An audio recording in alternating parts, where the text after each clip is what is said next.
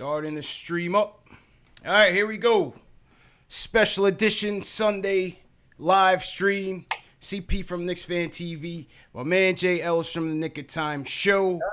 On today's episode, we will recap this past week's news and rumors off the off season. A lot to discuss. So we're going to break it all down, give you our takeaways. Of course, get your takeaways. Phone lines are up 657-383-1509. Today's episode is also the Knicks Fan TV 10,000 subscriber celebration. We made it a 10K. Got to thank everybody who supported us. My man Jay Ellis is here with us, man.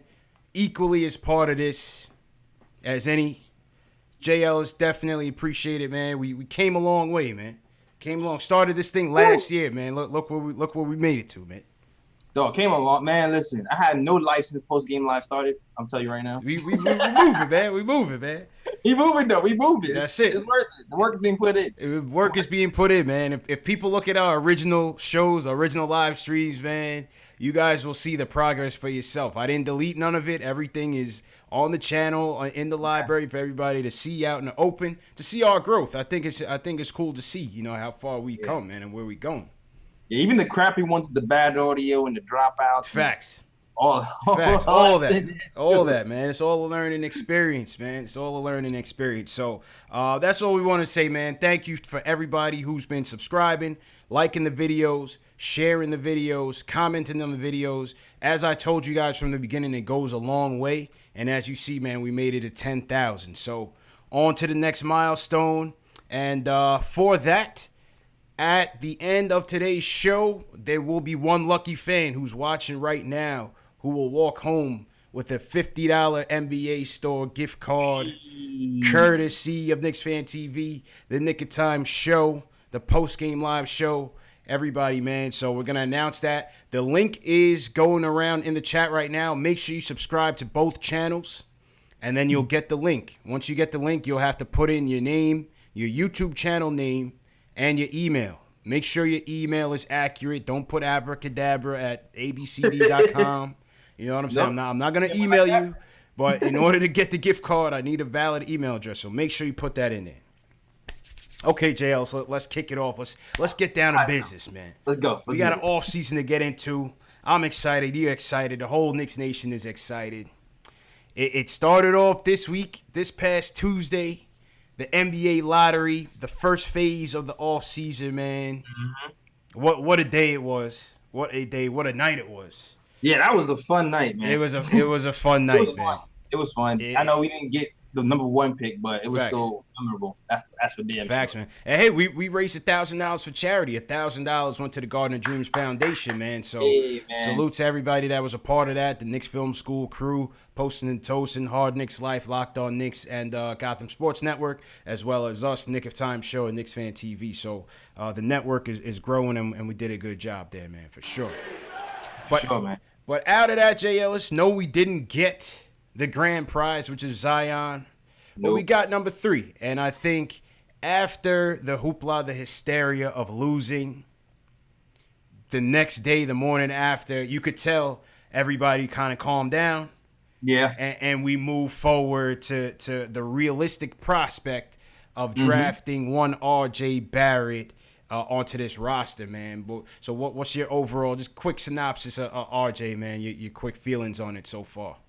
All right, so R.J. Barrett, man. R.J. Barrett is a guy on Duke that a lot of people feel like some people would say that he's a safe pick in the draft. Some people would say that, Zion is the overall pick. But R.J. coming into the league, he has a lot of tools. Like, he can play multiple positions. He has the capability to be a multi-level defender. He can pass pretty well. He's a rebounding guard. He can rebound really well for a guard, especially on the defensive end. And he seems like when he in transition, he's pretty deadly and very strong left hand. On the weak side, the jump shooting has to improve. The efficiency has to improve. And some of the decision making has to improve. But that's a lot of rookies' decision making. Absolutely, man. I said it even before the lottery, and you guys have heard me say it. No joke. I was cool with getting R.J. Barrett. I was cool with getting R.J. Barrett. From what I saw from him this year, I saw a guy that has that dog in him. He's gonna bring it every night. He's a hustler. He's a high energy guy, smart IQ guy. Basketball is in his blood. It's in his family. You know what I mean? I think you see a guy who can be a leader on a team. A guy who can score. We've seen that his jumper needs work, his free throws need work, but he can still score. He can still put that ball in the hole, make no mistake. Yeah, he gets to the free throw line at a pretty good rate. Right. And like I said, transition. He scores pretty well in transition, and when he's like around the basket, he scores pretty well around the basket. I want to see what he does on the next level when guys are bigger and taller. Right. But we'll see what happens, man. He has the tools. He has a chance. He has a chance, as you said, man. And as we bring up the graphic here, the strengths and weaknesses provided by our guy Spencer with the front office eye. Listen, he still averaged a good 22 points per game at Duke.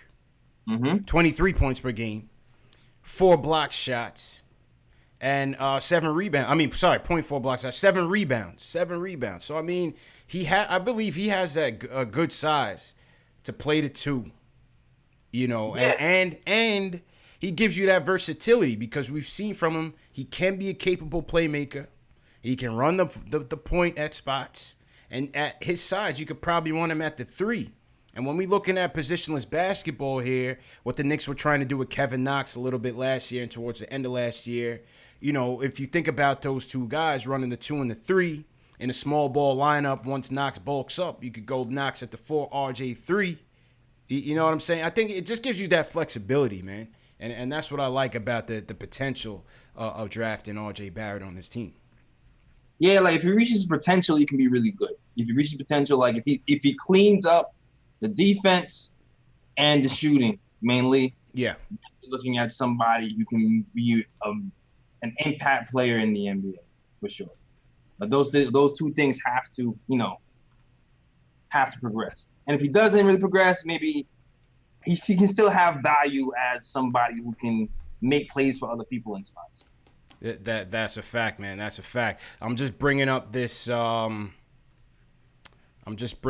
graphic here that my man Orange and Blue Forever came up with. So there was an article earlier this week about the comparisons between RJ and D Wade, which I thought was pretty interesting. So in D Wade's final season at Marquette, he averaged 21, 6 boards, 4 assists, 50% shooting, and 31% from 3. RJ Barrett, 22.6 points per game, 7 boards, 4 dimes as well, 45% field goal range, 30% from 3. Pretty similar numbers. Not trying to say that he will be the next D Wade. And college guys put up stats all the time. Doesn't always translate at the next level. Yes, fact. But you could see similar elements in his game to a Flash. What do you think about that? Yeah, I prefer that than the James Harden comparison. The James Harden one wasn't too accurate, but I hear you though.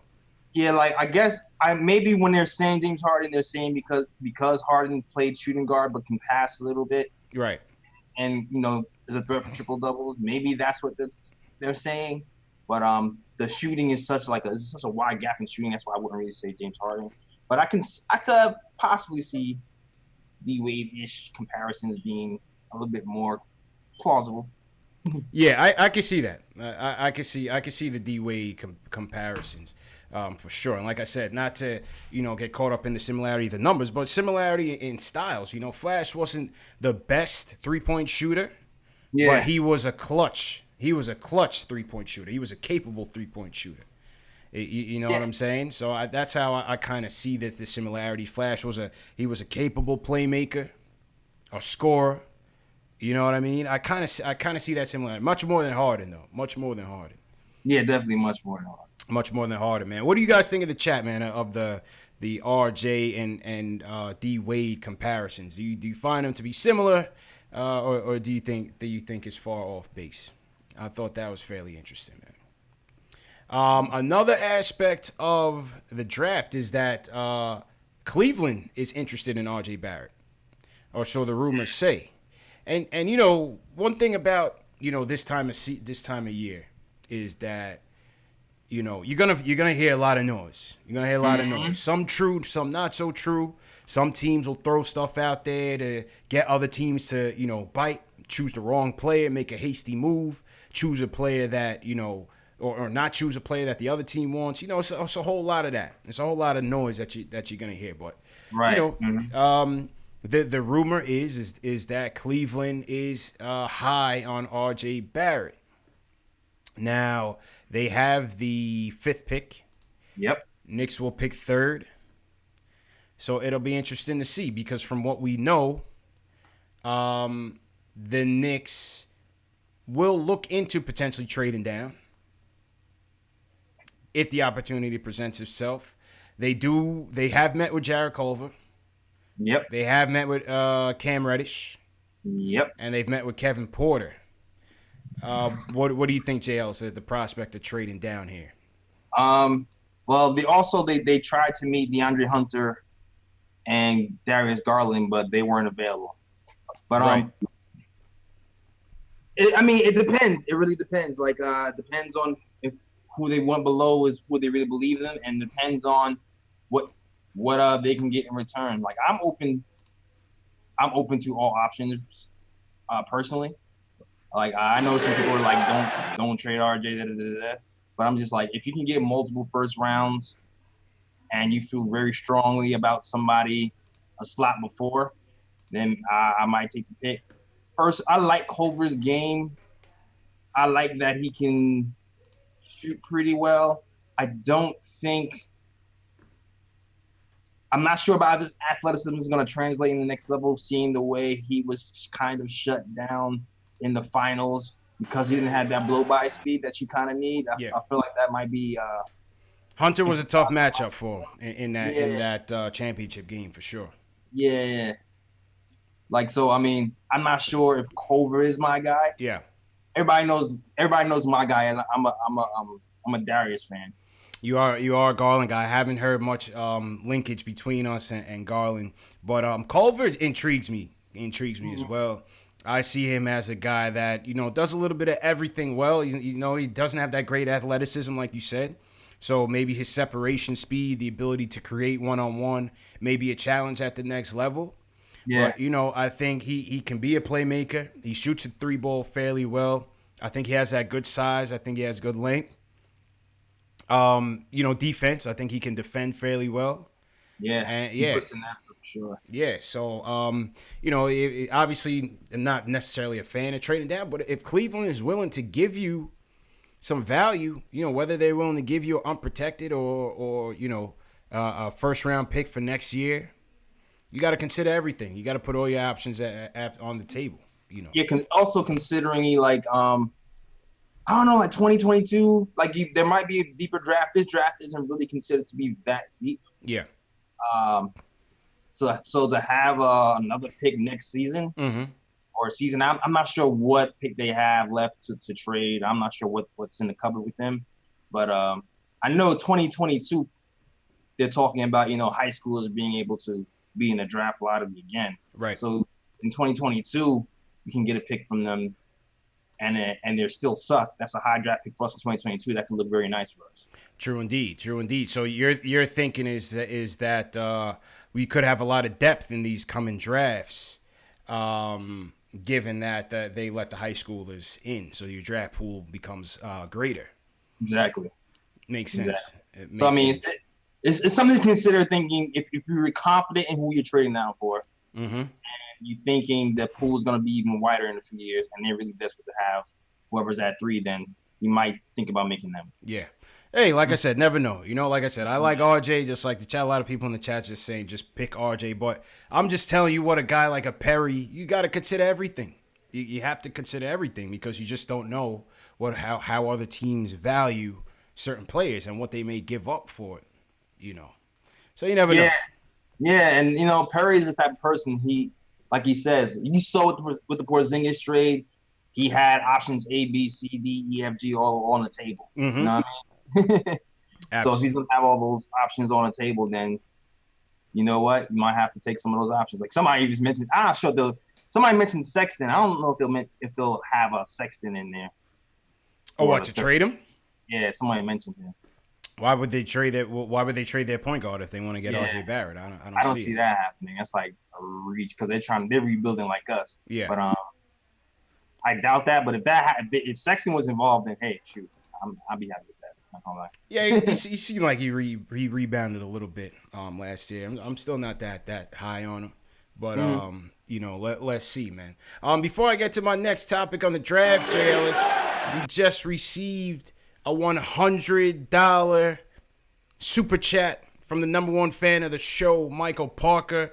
Michael Parker, man, appreciate it, man. Yo, Michael's been a steadfast, diehard fan of the show since day one, man. Always supporting the brothers, man. And on this super chat, Michael says, congratulations on reaching 10K. Here's to bigger and better things. Michael Parker, much appreciated, my dude. Much appreciated, man. That means a lot.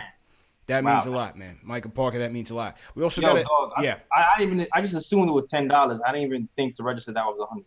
I didn't either, man. But Michael's steadily supporting this show, man, and that goes a long way, man. Much appreciated, Michael. We also got a $10 Canadian dollar super chat from my guy Robin out there in Calgary. He says, "Congrats on 10K. Always a fan of you guys." So Robin, appreciate it. Michael, appreciate it, man. You guys definitely made it happen for us. So definitely appreciate the support. James Latimer just subscribed to the channel as well. Welcome, James. Word.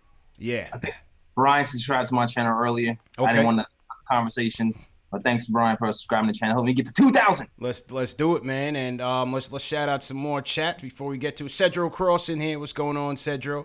Noon Tune, I got my chat. Alex Collins checking in from Ireland. Quiet Money, what's good? Shells Heavy, another big fan of the show. He's a day one. Eddie Suarez in here, always in here. Edward Hunter, always in here. Siobhan Robinson, what's going on? JL, so you got in your chats? Oh, man, all right, yo. So, my Yoksha's in here. Julian Raheem was good. Will from LI Dog. Everybody, the video I posted on Twitter. When Will from LI brought out his playbook. Yeah, man. I'm trying to find a way to put that on YouTube. So shout out to my guy Will from LI. That was like the most. Shout out Will, man. Shout out to Will for real, bro. Yeah. Will's the homie, man. Will is definitely the homie, man. Will's definitely the homie. Yo, Julian Raheem, shout out to you, dog. Benjamin, thanks for subscribing. Okay. David, David, man. David. David with the video. Oh man, David loves that new app from Snapchat. Oh, David Frudenix in here. What up, David? Yeah, David Frudenix in here, man. Salute, David. Oh, I caught that joint wild late, man. I caught it wild late. But David is definitely a fan of the Snapchat filters, man. Yeah, that was cool, man. Dave, man. Snapchat filter professional. Absolutely, man. And if you guys didn't catch the live stream with the podcast that we did with David, man, definitely check it out. It's on our channels. It was definitely a good conversation with David, who's also a fan of the show. All right, so moving on back to this RJ Barrett thing. Here was KD's and shout out to Jay Ellis for being featured in the New York Post. Hey.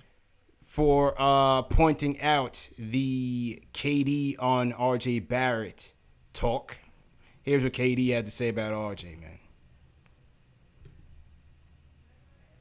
Watch him as much, but I know he's a lefty out of Canada, I think.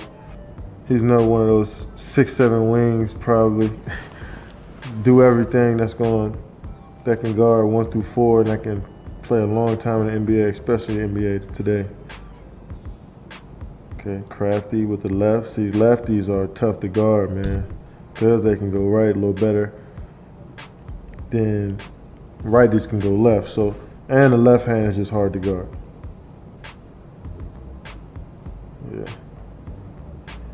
Yeah, he's a lefty that uses right, which is gonna help him.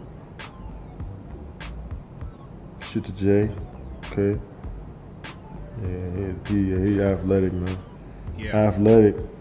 Yeah, he likes play out top. That's the thing. You gotta be able to play out top, conduct the offense. Yeah, going to Duke. So Coach K, you already know Coach K gonna let him rock out. All All right, well, that's what he had to say, Jay Ellis. I mean, this was an old video that KD had done on some of the draft prospects. That was courtesy of Overtime, so that was an old video, but kind of resurfaced, in terms of the narratives with KD coming here, all that, and RJ potentially coming here as well. So that was KD's thoughts on it. On the KD topic, Jay Ellis, this is interesting. This is interesting because I feel like there's a narrative now, and if you haven't been watching the Golden State, if you haven't been watching the Golden State series against Portland, Golden State is just steamrolling, absolutely steamrolling them. Yeah. And now there is the ceremonial sirens on Jay Ellis's end. Yeah, summertime. You know how that goes. Summertime in Brooklyn, man. It's hot. Summertime in Brooklyn. Summertime in Brooklyn is hot, man. But the Dubs are steamrolling everybody right now. Yeah, man. Like I said the last live, every Knicks fan should be silently rooting for Golden State Warriors to steamroll everybody right now, because the more they win without Kevin Durant, the more it seems like KD is irrelevant for that team. And it's like, it diminishes what he's done already over there. And then I feel like increases our chances of, adding some relevance to his life. Because if you take a franchise like the New York Knicks, bring them to the next level, you're going to get the credit as being that guy. Yeah.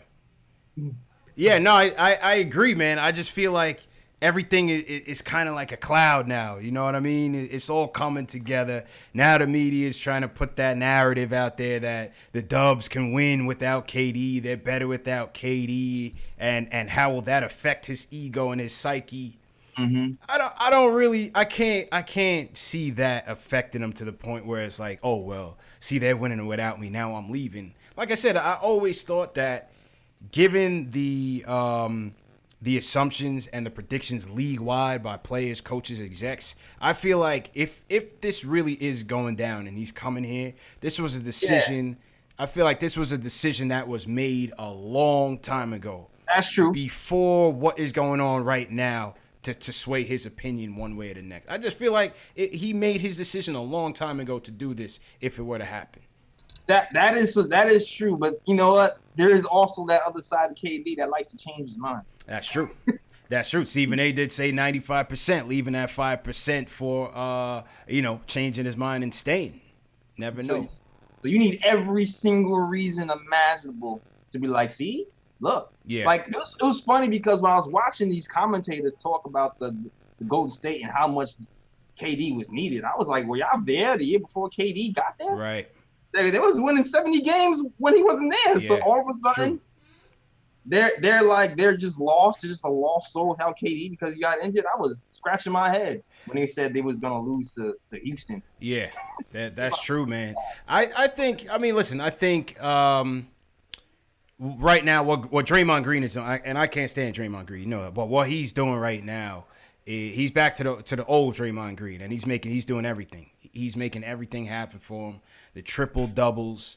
Golden State is just executing at a championship level, man. Portland just has no answers. They are mentally and physically fatigued out there, and Golden State is just putting on a clinic, absolute clinic.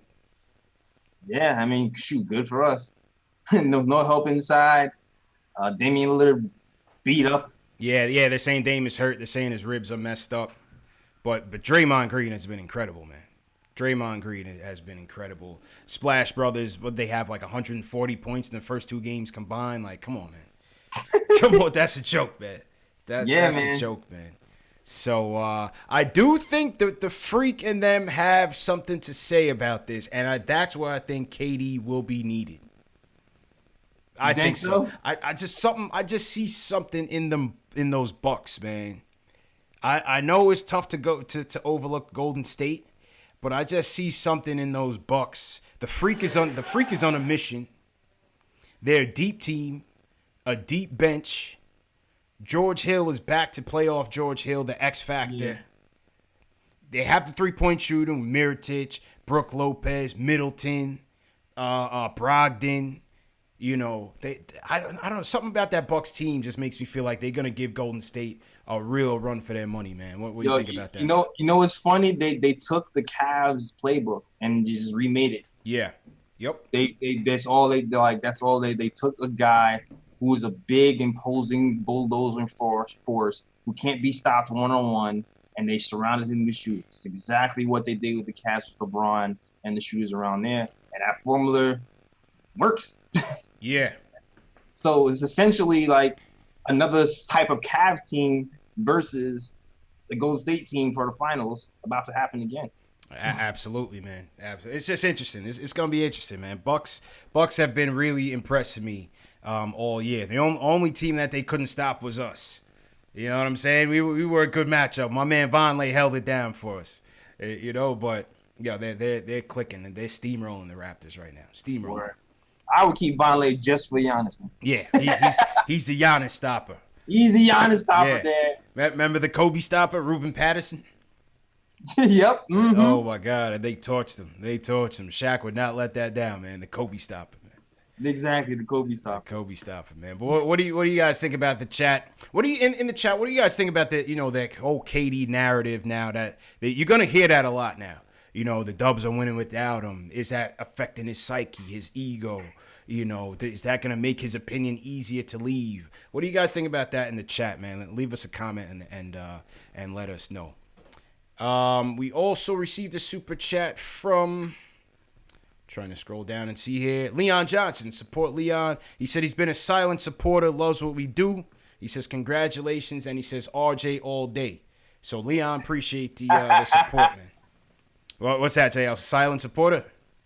Yeah, man. Silent supporter. RJ all day. All right, thanks, man. Yeah. Appreciate it, man. Appreciate it, Leon, man. Real quick, before we get back to the RJ topic, tomorrow we are working out Taco Fall. Remember Taco, man? Man. Taco was the Zion stopper. Yeah, that's the Zion stopper. So, I mean, it only makes sense. Yeah, it only makes sense, man. Taco Fall, the 7'7" center out of UCF. Yeesh. Size 22 shoes, Jay Ellis. Yeah, big listen. Boy. Yeah, he's going to get a workout with the team tomorrow. We have the number 55 pick, which is in the second round. Some say he may go undrafted. Some say, that may be arranged for the Knicks. I mean, 55 is damn near at the end of the draft. Yes, anyway. I mean, it's a possibility, for sure. Possibility. We see the taco emojis going on in the chat, so the chat is all over it. David, you Knicks hitting us with the Taco Tuesday? Yeah. Taco Tuesday. The chat is paying attention. That's a good thing. They're paying attention. But, hey, listen, at that size, I don't see how this guy is going to keep up. I already know what you're going to say. But, listen, we need the big man depth. We don't know if Mitch is going to be here, and we'll get to that topic right after this. So, hey, let's see what happens, man. Let's see what happens. What's your takes on Taco, man? At 55, it's like whatever, dog. Yeah. It is. Yeah. It's like you grasping the straws. I mean, listen. I mean, we've done it before. We've done it with Trier. So you just never know. Yeah, you never know. You never know. Trier was undrafted. He came out, ended up being a key component, considered one of the Knicks young guys. Yeah. Year one. So you just never know. Never know. Take a flyer, right? In Ninja P, we trust. Ninja P, we trust. In Ninja P, we trust, man. The thing is that it's so late in the second round. Take a flyer on him. Take a flyer on him and see how it goes. Why not? Can't hurt. I just know you don't know, man. Ninja P's his MO is finding some guy who had some kind of problem that he feels like isn't a big deal. Mm-hmm. Dusting him off and putting him into the Knicks. Some guy who's like got in some trouble, like, oh, he took some PEDs, and now everybody's low on him, but he still has talent, and he should have been a top 15 player, but now, if it's not Taco, it's probably some guy we haven't heard of who's done something. Caught a case. Yeah. You know what I mean? But didn't go to jail, but got off on a technicality, but you know what I mean? Exactly. Some technical stuff. Like he didn't rob the bank. Yeah. But, you know, he was watching something like that. Like somebody like Facts. All facts, man. Bitch. So you know he went to jail, but he's not really a bad guy. Like all facts, man. You never know. You never know. But like we said, in Ninja P we trust, and you know we'll see what he comes up with on the Taco Fall situation. All right, JLs. Let's we have some calls on the line, and we're gonna get to them in a second, just as soon as we get through the program. But here's the thing. Back to the RJ topic, right? Here's what's gonna be so fascinating. The AD situation. Mm-hmm. The AD situation is the next domino to fall, I believe, after the KD potential signing wherever he's going to go. There was a report earlier this week that the Pelicans owner, when asked about potentially trading AD to the Lakers, said, "Over my dead body," or "It's never going to happen." Right? They're still trying to convince AD based on the Zion winning that they're going to try to keep him. Highly doubtful. Yeah. You know, is New Orleans going to be that stubborn where they will not let him and the Lakers get their way and avoid it at all cost? And if so, what's the other option of trading AD but to the Knicks? Yep. Definitely makes things interesting. It seems like their management is pretty much dead set on not doing it. And that pretty much makes it a two-horse race between the Knicks and the Celtics. And with the Celtics kind of looking at this Kyrie situation, Right. and manning that leaves the Knicks That's what I'm saying. kind of almost sort of be in a driver's seat if you want to drive, you know? Mm-hmm. It depends on how much Knicks want to drive. This is going to be fascinating. This is going to be fascinating because based on my check of the tone of the fan base, based on, you know, our channels, a lot of people are against this, man. Yeah. A lot of people are against gutting the young guys for Anthony Davis because this is going to cost you the number 3 pick. It's probably going to cost you both of the Dallas picks, and it's going to cost you probably Kevin Knox and Mitch. Yep.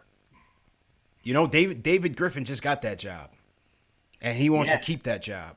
And he got that job because he makes deals like that. He makes deals go. where he's able to, you know, get a good amount, right, for your guy. So I mean, that's why he's there.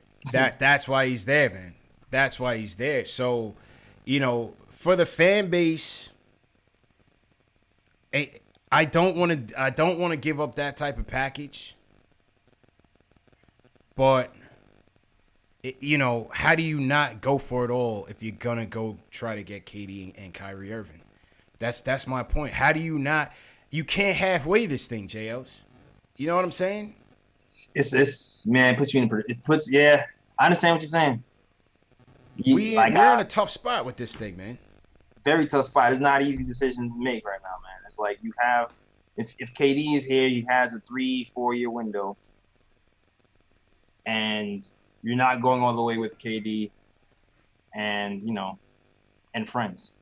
Like a KD and AD, when healthy, will make some noise and be able to be a problem with these top teams in the East. That's right.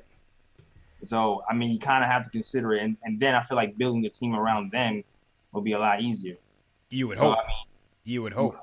Depending on if you get even a third big free agent, or maybe you build supplemented pieces against that. Mm-hmm. You know, maybe go that route instead of like the Kyrie route. You know what I mean? Like, there's a lot of things to factor in, man. Yeah, that's all I'm saying. It's like, because they're going to talk, man. You know they're going to talk. And they're going to make an offer. They have to. You know, I just find it fascinating. Like, because they've been preaching all year, no shortcuts, no quick fix. no trading away half the team for a guy that you can get next year. That's what Mills said. Remember that in that press conference. That's what Mills said. So it's like, what would be the when they do introduce this big three with KD, Kyrie, and Anthony Davis, and the first question from Bondi, who raises his hand after being reinstated, he says, "What happened to all that no quick fix?" What do you see as Mills and Perry's response? I would say the opportunity presented itself, and it's a big pass up. And if 82 games plus later, you're standing there with a chip, then maybe you won't be that mad. Yeah, that's it, right? That's it. That's it, man. I just think they would come back and say this is a once in a lifetime opportunity.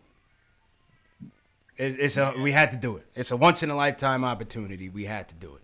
It's one of those weird things where, like, it seems like the stars are aligning too much in our favor. That's what I'm saying, man. I wait, feel like it's gonna happen, bro. Even with the Lakers getting the 4th pick, just because they're mad at them, and even though they have a better package. Yeah, they're not even talking to them. It's like, right. What? Right. But see, I can't see them cutting off their nose to spite their face. At the end of the day, yes, you're gonna say all those things for good PR, but it doesn't make good business sense. Because if you're gonna tell me you're gonna turn down a number 4 pick, Kuzma, Ingram, maybe not Lonzo because they have Drew Holiday, but maybe even Lonzo, LeBron and them, they're gonna trade the whole team with that pick. That's a way better package than what we could offer them. Yeah. So I at the end of the day, I still don't see the Pelicans turning down the Lakers just out of spite.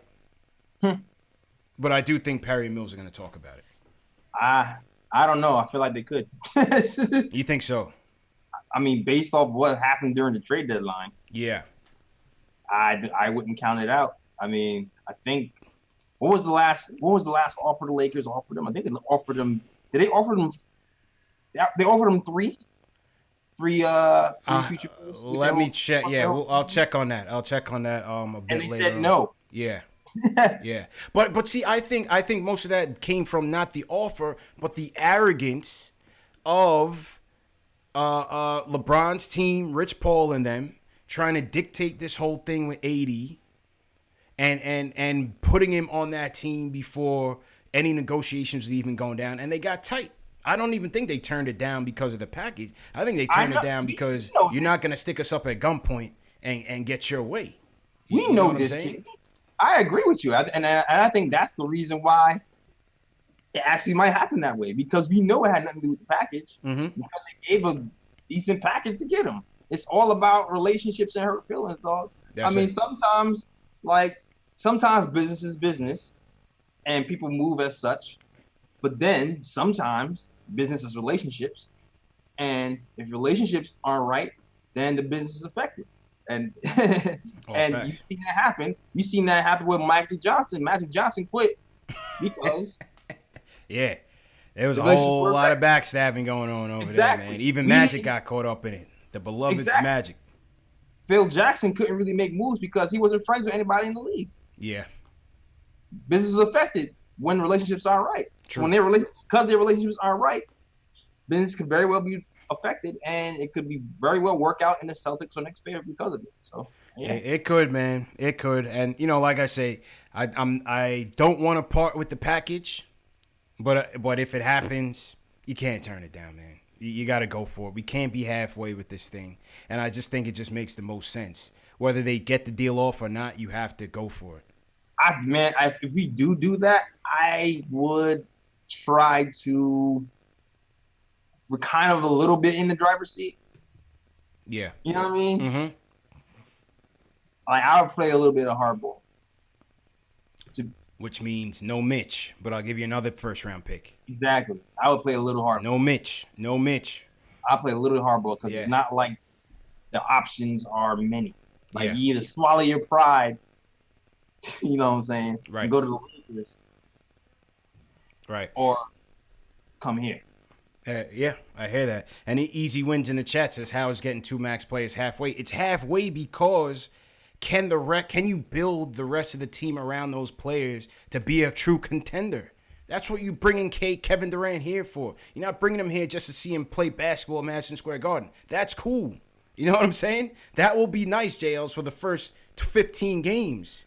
But after that, it is, okay, what are we going to do to win? We want to win. Yeah. You know what I'm saying? Can Kevin Knox become a reliable third scorer, third option to get us wins? Do we have enough shooters on this team right now? Do we have enough defense on this team right now to truly contend with the Bucks? No. Do we have the depth to truly contend with the Bucks? That's the thing. That's the question, the key question.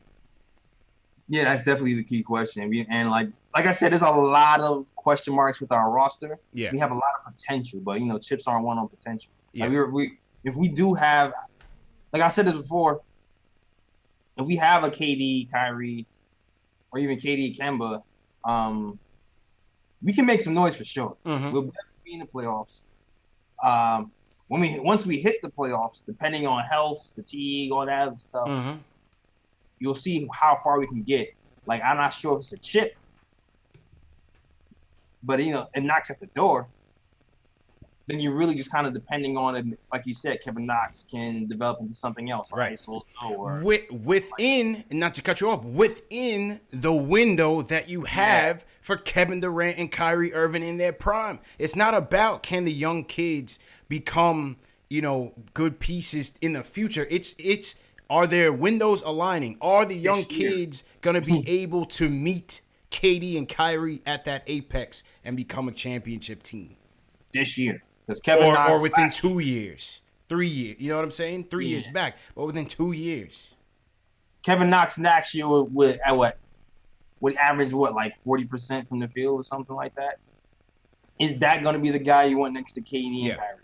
That's just a question I'm asking. I don't know the answer to it. I'm not trying to tell you it's not.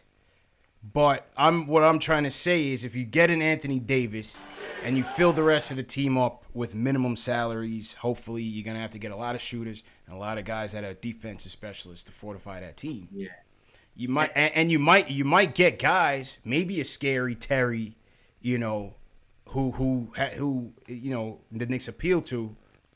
Maybe he says, all right, I'll take a Vetman flyer to rock with KD, and AD and them. Maybe you get a guy like that. I don't know. I'm just throwing a name out there. And for people saying RJ is ready right now, nah. I'm sorry, dog. I hope so. That would be good things for us. I hope so. I'm sorry. I'm still not convinced that he's ready to be. Like, what we need is shooting, is what I'm saying. Yeah. RJ, in my head, if we get him, I can see him being a great piece on a second unit. But even the way our team is built right now, having Dennis Smith Jr. and RJ off the bench, we would have the worst shooting guards tandem in the league. Again, maybe worse. So that's what I'm saying. I feel like RJ has a lot of talent, but the pieces that we have right now on the Knicks, they don't really mesh together well. It's like a bunch of nice pieces that don't fit together well. It's like it's kind of like when the Lakers had like that all-star team with Gary Payton in them, and everyone's like, "Ooh, look at all the names," and then they put them on the court and they flopped. As a group of young prospects, it's gonna take time. It would take time. Yeah, it's gonna take time.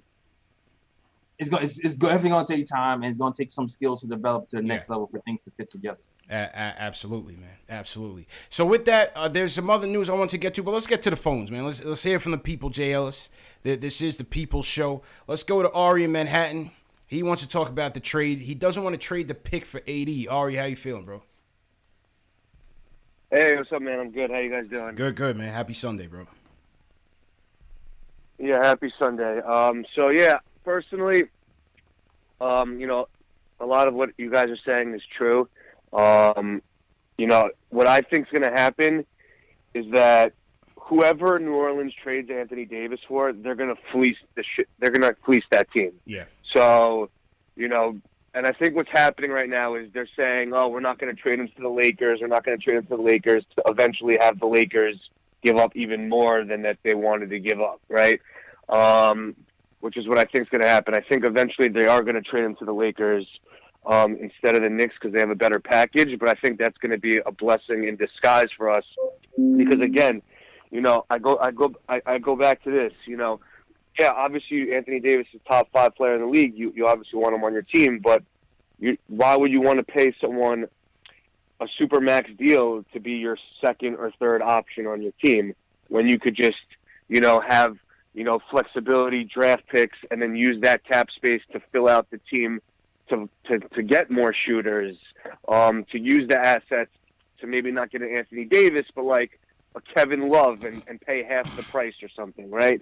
Like, I feel like you could build a much better team without giving up everything, including Mitch. Like, I don't want to trade Mitch and RJ Barrett for Anthony Davis because, you know, Anthony Davis is going to be a glorified Chris Bosh if he comes to the Knicks and we get Kevin Durant and Kyrie Irving. You know, he's not going to touch the ball. He's not going to put up 28 and 15 on the Knicks if we have Kevin Durant and Kyrie. He's going to put up, like, you know, like 20 and 10 maybe, and you could find guys that could do that for half the price.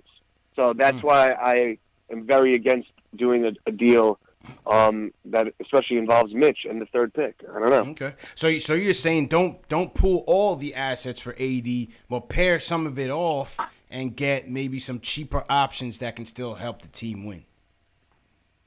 Right. So, like, in a perfect world for me, first of all, I'm very high on RJ Barrett. He's dominated at every single level, from high school to FIBA to every single level. Yeah. And I understand JL. He's ready for the pro game right now. He can be a pro right now. Yeah, that's what I'm saying. I know JL thinks he's not ready yet, but, you know, he's not ready to be the primary scorer on an NBA team maybe. But if he's your third option or fourth option, I mean, he can walk into that role right away, and he is built for New York. Like, his attitude and his swag. Yeah, he's New York. I agree with you there. I think it's the best spot for him. Go ahead, Jails. No, I agree with you there. Yeah. I'm saying the way our team is constructed right now, it doesn't really, like, if we break down all the scenarios, right? We say, okay, KD, Kyrie.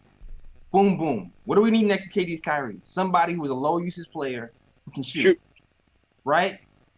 RJ is a high-usage player who can't shoot. So, in my mind, he doesn't fit there. So then you go, all right, well, he's coming off the bench. Who do we have on the bench who handles the ball right now? DSJ. DSJ is what? A high-usage player who can't shoot. But DSJ's not going to be on the team if you get Kyrie. Huh? What'd you say? I wouldn't. I'm saying is, like, okay. So what I'm saying is, DSJ. If you get Kyrie Irving, then you could trade Dennis Smith Jr. and a future first round from the Mavs, and Frank, and get, like, I don't know, a second tier player like Kevin Love or something, or you could get, like, you know, another good shooter. What I'm saying is, why give up the farm and everything when, you know, you still have people think it's like Anthony Davis or you have RJ Barrett and Dennis Smith. When in reality, you could have RJ Barrett and then you could trade Kevin Knox and Dennis Smith Jr. for another player. You know, and then you could build a team like that. I'm for that. I'm for moving DSJ. I was even saying, like, you can even. I was like contemplating move DSJ for the Jackson from the Phoenix, like, because we needed power forward, like, we need Josh Jackson. Sorry, not Jared Jackson. Josh Jackson. I'm sorry. So it's like, because eventually we're going to need shooting in the guard spot coming off the bench, especially because we were last 100%. last season. So that's what I'm really saying. Right, I agree. Yeah. No, I agree, and I think Kevin Durant is an amazing shooter. Kyrie Irving is pretty much a very good shooter as well. Kevin Knox has shown that he could become a knockdown shooter. Dotson can shoot. You're right. We're going to need shooters.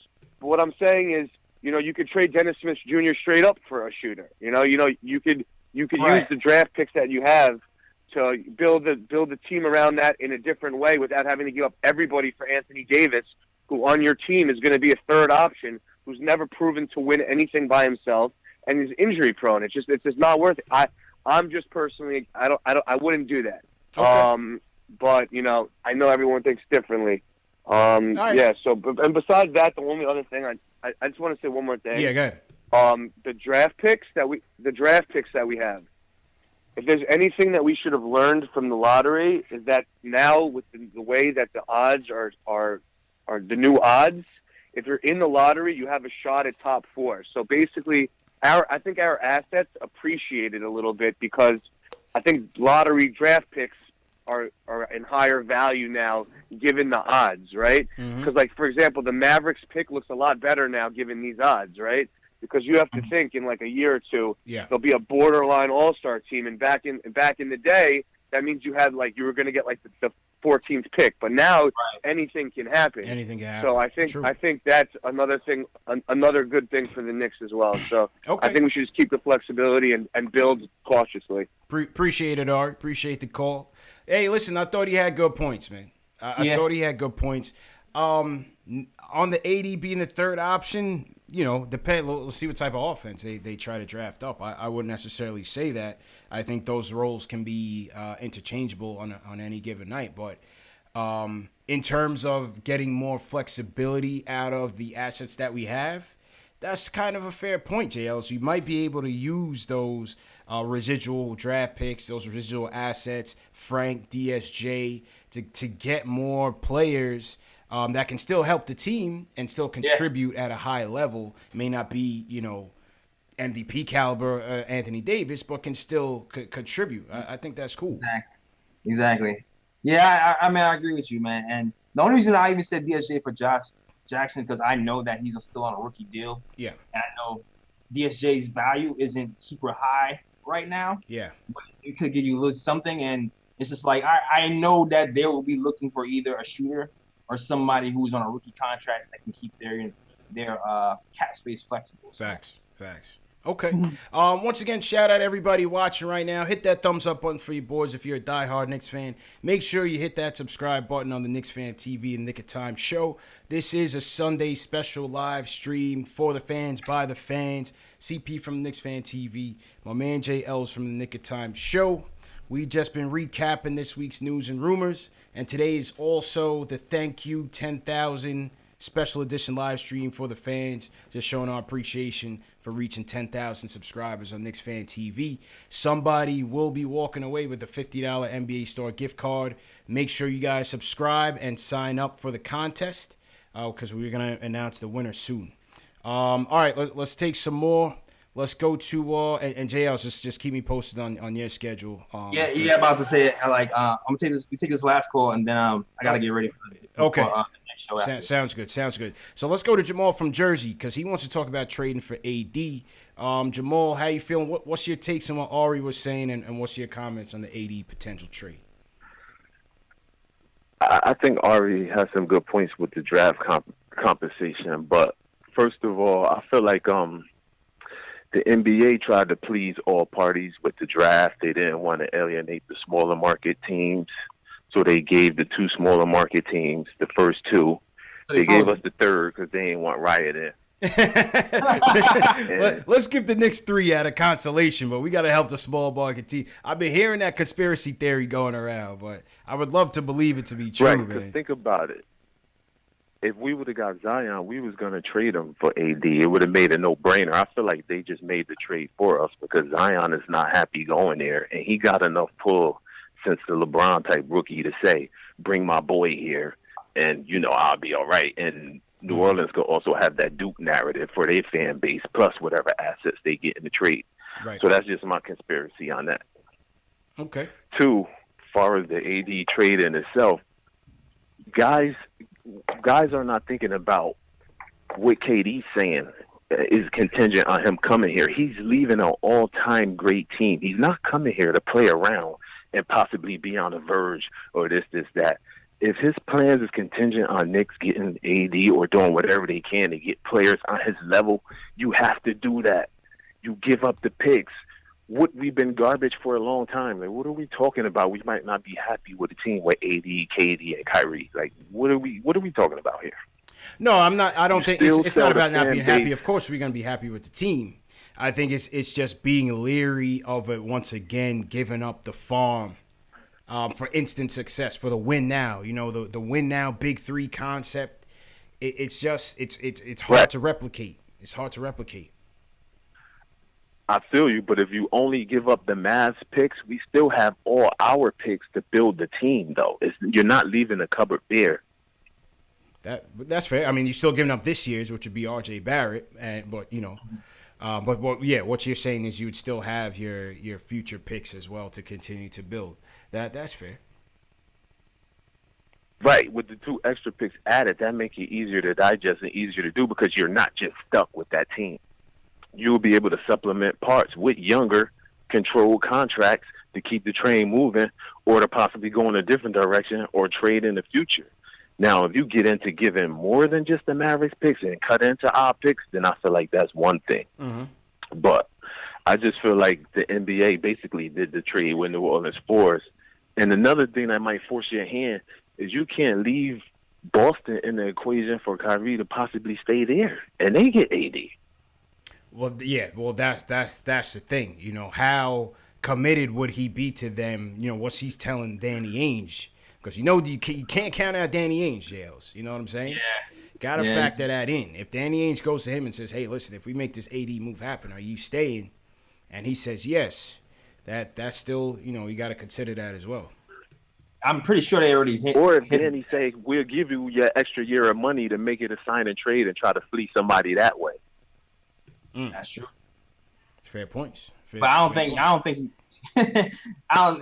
Does he want to go to the Pelicans? Nah, I don't think he's going to do that. He has to want to go to that team he's getting signed and traded to. No, he could sign and trade them to us or try to. I mean, they don't have to be to the Pelicans. Right. I'm just talking about Kyrie in general. Yeah. Because if you offer the player the extra year, who's going to say no to the extra year and get to leave the destination that they want to leave? Right. I don't think they're going to sign. I don't think the Knicks are signing and trading for Kyrie. I can't see that happening. Yeah, I don't see it. I doubt. Nah, no way. I don't think so either. But it don't put. I don't put it below Danny to try it. Is what I'm saying. It's not easy as pie. Like it. So I mean, that's just my take on the situation. Okay. I appreciate the call, Jamal, man. Appreciate that, bro. All right.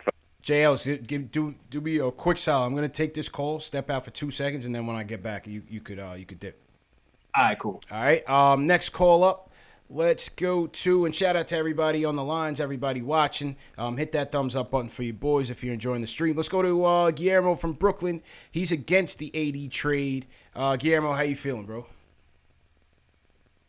Yo, it was good, man. Salute to both of you guys, man. Thanks, man. Appreciate it. So, JL's camera's on you. I'll be right there. Go ahead, Guillermo. Go ahead. All right, cool. Yeah, man. I'm kind of against this trade, man. And I love AD.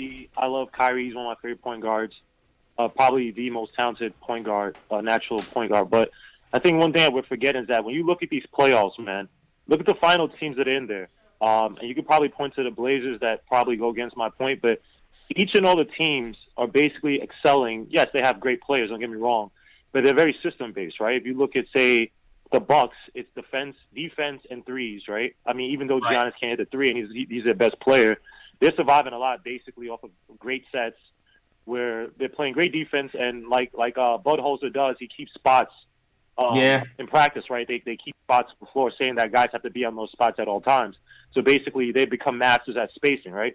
Look at the Warriors. Say what you want. No, KD's not there, but that offense, I mean, they look dangerous. Where Looney and Bell are making huge contributions because they're keeping, they're basically having Draymond play like the Joker role, right?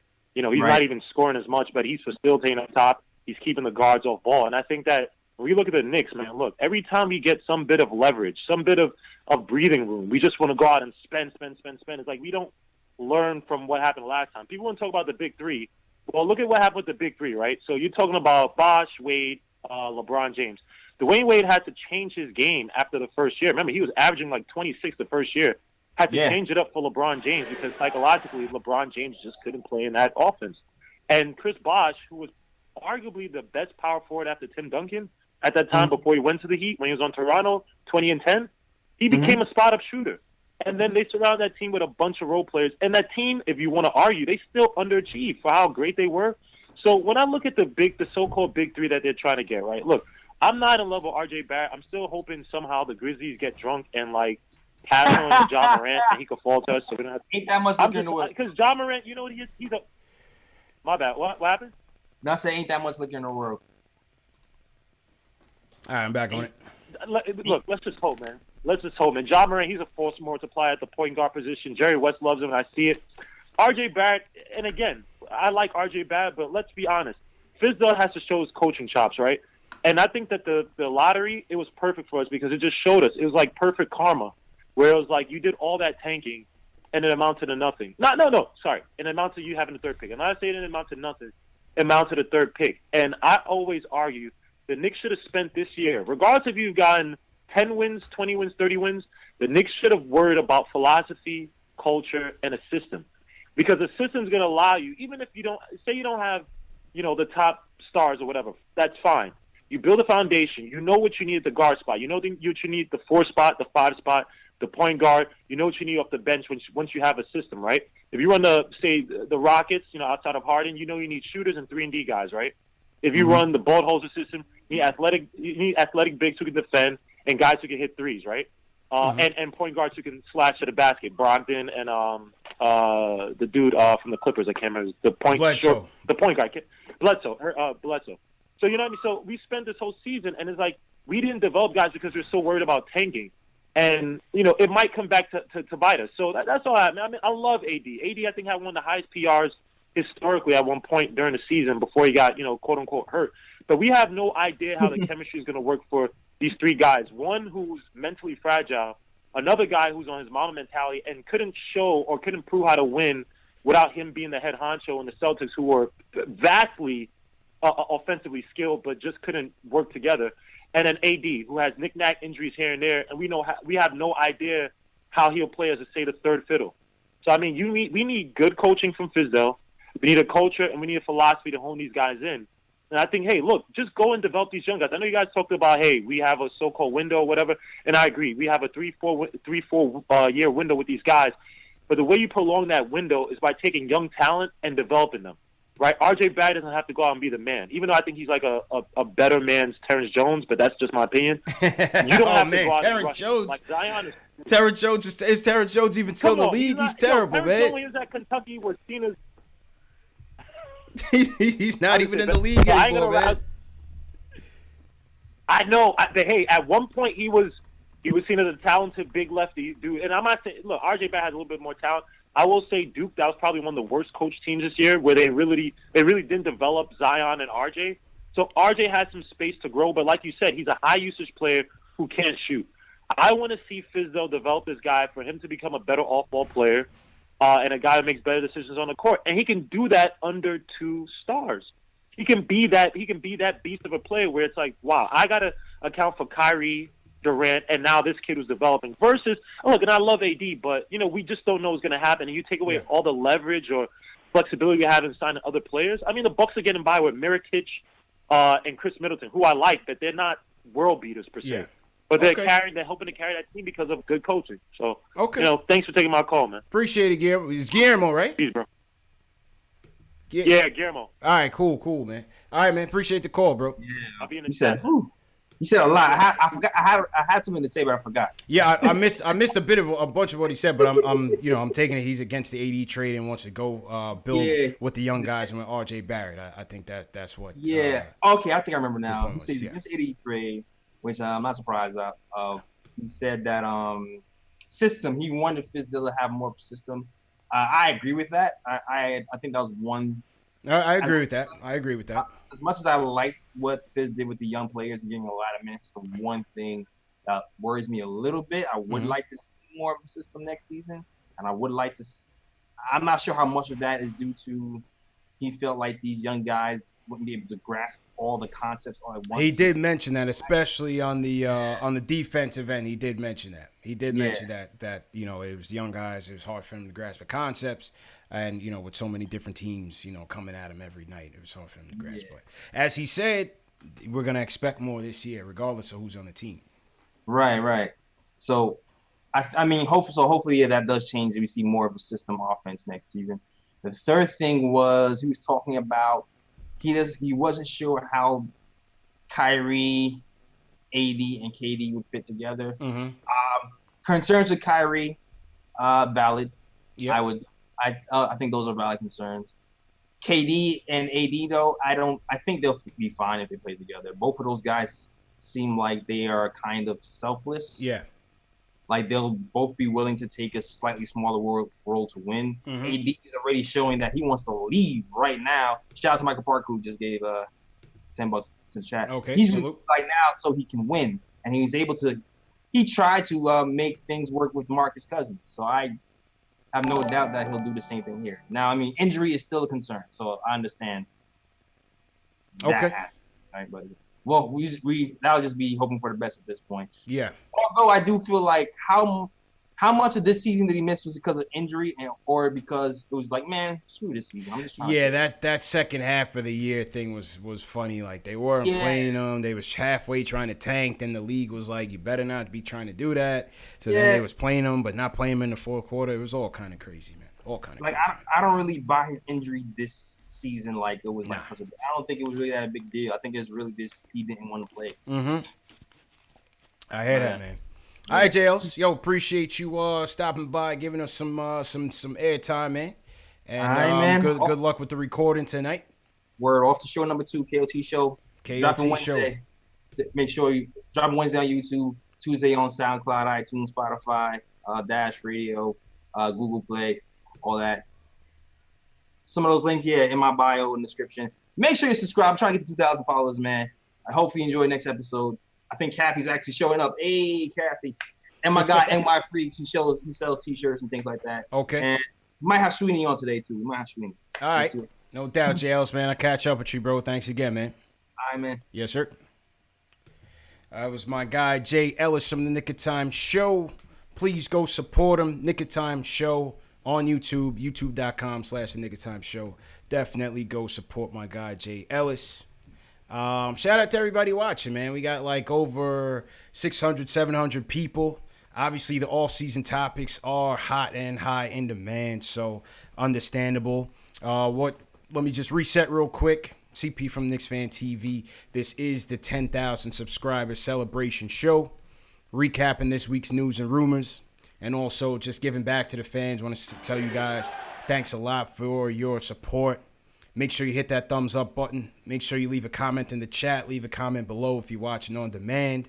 Make sure you share these videos. If you're a diehard Knicks fan and you know other Knicks fans who would enjoy this show, share it. Hit that share button on your social media, your Twitter, Facebook, whatever you use the most.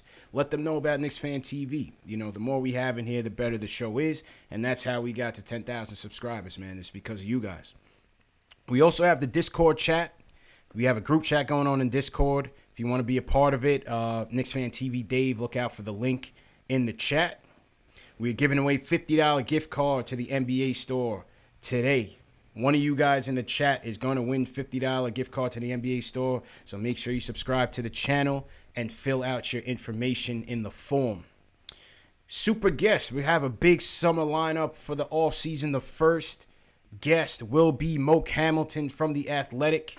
He's going to be joining the show on Sunday, June 9th. That'll be 3 weeks from today. So Moke is going to be on the show, joining us, taking your phone calls as well as the summer off season progresses, man. All right, so back to the phones. He's been a regular caller on the show. He's always first, typically, if he does catch the show. My man Julian from Westchester. He wants to talk about the AD trade and potentially trading RJ Barrett. Julian, how you feeling, bro? Hey, I'm all right, man. How you been doing, CP? Yo, doing all right, man. Steadily growing the channel, you know, steadily gaining the support of the fans, the recognition of the fans. So, hey, I'm appreciative, man. Can't complain, bro. How you doing? Hey, man, I'm just, you know what? There's two ways that Perry and Mills can go about this, in my opinion. Because, you know, you look at it, the majority of the teams that have become great teams in NBA history have done one or two things. They've gone from awful to fun to good, or they've come from awful to amazing with free agency. So I just want the Knicks to be fun again, whether that means they're great or not. So, you know, the fun option would be keep Barrett, keep all these assets, continue building for the future, even if we strike out. Yeah. But if we strike out, then we have to go balls to the wall. There's no point in holding anything back. If you sign, Durant to 4 years, 150, and Kyrie to the same thing, you have to go all out. So that means getting rid of all of. Yeah, you can't just say, "Oh, let's go for Kevin Love." That's just or is that caliber of a player. No, we gotta get another third star who's on the same level, who can contribute to a championship team. So that means parting ways with RJ Barrett, parting ways with Kevin Knox, parting ways with. And I would hate to see this happen. I don't want this to happen. Don't say his name. Don't say his name. If it comes down to it, we may have to get rid of Mitch. And might have to, man. Oh my goodness, I would just, yeah. And it's just those decisions that you have to make. The thing with the whole Benson family and whether or not they really want to trade Davis to the Lakers, I think it could be bad for us because we could end up bidding against ourselves the same way the Lakers did last season.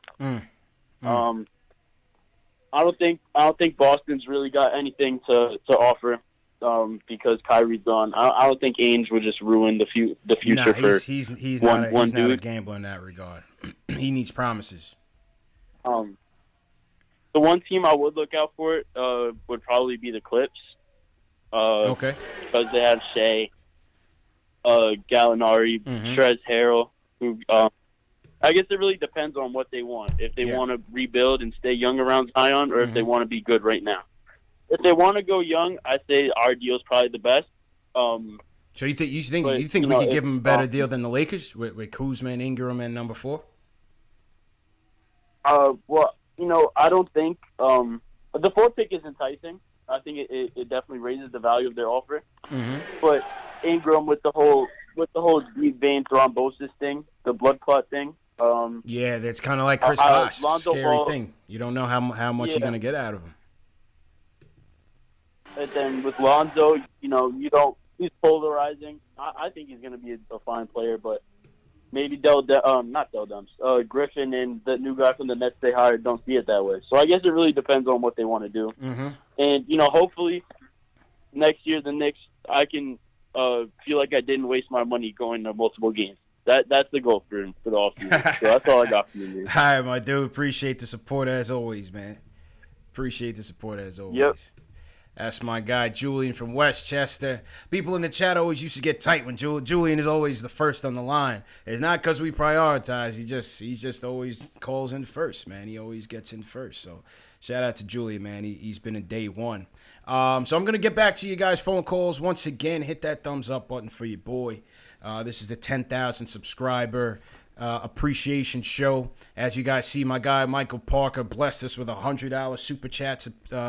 Salute again, Michael Parker. Salute Robin Chowd Huri out in Canada. Gave us a $10 Canadian dollar super chat. Leon Johnson, $5 super chat. Tech Spec Studio with $2. BP 99 cents. Hey man, it all goes a long way. I definitely appreciate it. Let's get to 20. What if we get to 20 before the season starts? That would be great, man. That would be fantastic. But either way, man, for those of you that are new, if you guys are new in the chat, just give me a hashtag new, and so I can shout you guys out. Also, for everybody in the chat, rep your city, man. Put in where you guys are watching from. One of the coolest things about the show is that we have global fans. We have fans checking in from everywhere, all over the world, and that's cool. We have a lot of people who, when they move away, they feel a disconnection from the team, and they've told us that we kind of get them closer to the team and keep them more involved. So people see the value in it, and that's real cool, man. Shout out Big Brody 312 Chi-Town. Big Brody, what's going on, man? Who else we got in here? Li, Chris the Master. Li, let's go. New-ish, Dr. Carpy from Canada. Salute to Canada. Brian Bazin watching from Newark. What's going on, Newark? Melbourne, Australia. Australia is another market that is heavy, man. We have Carlos Martinez, who checks in from Australia on a daily basis. Adrian Doria, welcome to the show from Melbourne, Australia. Tarun Carmore from Canada. We're global, man. Carlos Ortega checking in from Mexico. What's going on, Carlos? How's it going, man? Who else we got? Damascus Roberts from North Carolina. We got Syracuse in here. Michael Moss from Montgomery, Alabama. Salute, man. Salute. So all you guys that are new, this is what we do. We come on here for our live streams after every game, after every major event. And during the off season, we do these periodic live streams, taking phone calls and getting your guys' opinions on the team. It's just a way to keep the fans involved, keep the fans in touch, and we're building a real strong community here. So that's why I love what we're doing here. Me and JL from the Nick of Time show. It's real cool, man. So continue to support and continue to like these videos. So on the Alex Collins hashtag new. So on the trade front, more news leaked that Frank, not really news because we've heard this before, but Frank is on the block. Frank is on the block. These are Denman. We're live. Frank Ntilikina is on the block from what we know. Knicks are going to try to get back into the first round, or maybe get a higher second round pick for Frank. From a salary standpoint, given the fact that we have a number 3 pick, whether we choose to keep that pick or trade it in an AD trade, we need to free up salary. And it's going to come down to Frank. It's going to come down to ISO. Could come down to Dotson on who we cast away.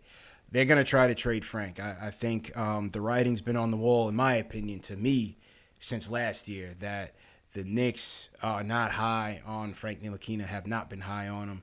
And I think the direction that they're going in now, I just don't see the stars aligning to bring Frank back into this mix. I just don't see it. I want to see the kid do well, but I just don't see it. But we've known this for a while. Not that new news, but it was released in the Post earlier this week that the Knicks will once again try to trade him.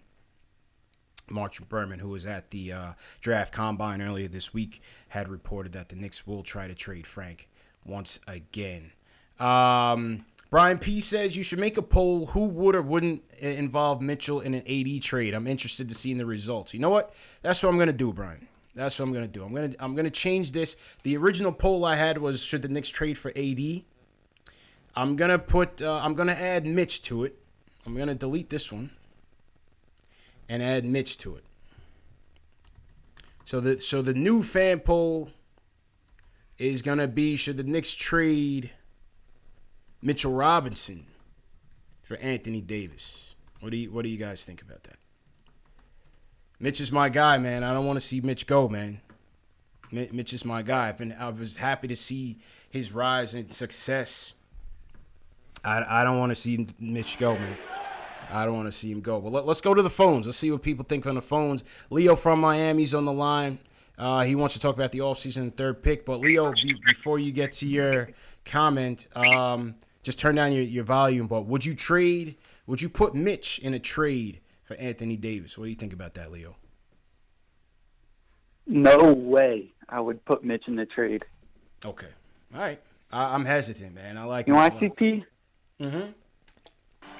Listen, we have the biggest blue chip out of the entire draft. We have RJ Barrett. We have Zion's best friend. We can't bet against ourselves. Or, Mm-hmm. I hear you, man. I like what we're building with Mitch, man. I don't want to see him go, man. We're getting KD. We're getting Kyrie. We're going to put Dotson at the 2. We're going to have Trier coming off the bench. And we're going to the Eastern Conference Finals, and we're going to have to face Giannis. We're going to have to put a wall against Giannis. It's going to be Mitch, KD, and AD. And then we're just going to shoot the lights out with Kyrie and Damian Dotson.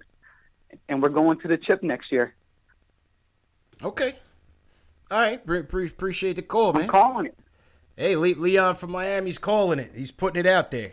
Let's do it. Let's do it. What do you guys want to do, man? Are you going to put Mitch in the deal? If David Griffin tells you right now, he says you can have Anthony Davis, but I'm taking RJ, I'm taking those 2 Dallas picks, I'm taking Kevin Knox, and Mitchell Robinson is going to be, you're either going to make the deal with Mitch or you're not going to make the deal with Mitch. What are you going to do, man? gun to your head, what do you guys do? Vote in the fan poll. If you guys are looking for it, it's at your top right-hand side. Are you guys putting Mitch in the deal or not? Let's go to Pedro from Jersey. He's been waiting for a minute. Pedro from Jersey wants to talk about the trade. Pedro, what would you do? Would you put Mitchell Robinson in that deal for Anthony Davis? Actually, it's Cedro from Jersey. What's good, Cedro. CC? What's going on? So, Cedro, what up, bro? How you feeling? Yo, did you go to that overtime event last night? G? What happened? Did you go to the overtime event last night? I saw Serrato was there. Were you there? Yeah, bro. I was there. With Serrato. We was there front and center. We was with all the guys. We was with Mikey Williams, Zaire Wade. We was with everybody, bro. That's Them what's kids up, got talent, bro. Yeah, what was it, like some sort of like block party or something? What was it, like high school All-American? Honestly, it was. If you think of like the All-American game, it was like that, except it was a little bit different. They tweaked it a bit, so it was a giant, essentially 3v3 tournament, and then every foul that happened, it was just a one-on-one matchup between the defender and the person who got fouled. So it was dope. Like, it was really dope. Like, you really saw a lot of offensive firepower out there. That's interesting, man. Overtime is that's that young generation stuff, man. I can't keep up with them, but I follow Larry and Serrato, and they're doing great things, man. The way those guys was jumping, man, they have no mileage on their knees, bro. Yeah. They're jumping out the gym, all of them. Yeah, young boys. It's the young boys, man. That's cool, man. Yeah, man. What's your takes on the trade? Yo, I got you on the next one. I'm going to invite you to the next one, bro. Whenever overtime got something coming up, I got you in there, bro. Keep me in the loop, man. Keep me in the loop. I'd love to cover it. I would definitely love to cover it. I got you. Yeah, man. But real quick, I'll just make my points real quick. I don't want to hold up the lines, nothing. Yeah. I'm going to talk about RJ Barrett first. I had the pleasure of going down to Duke and spending time with Zion and RJ we was probably chilling for about 5 or 6 hours. I will say this. The Knicks will absolutely get it spot on drafting RJ Barrett.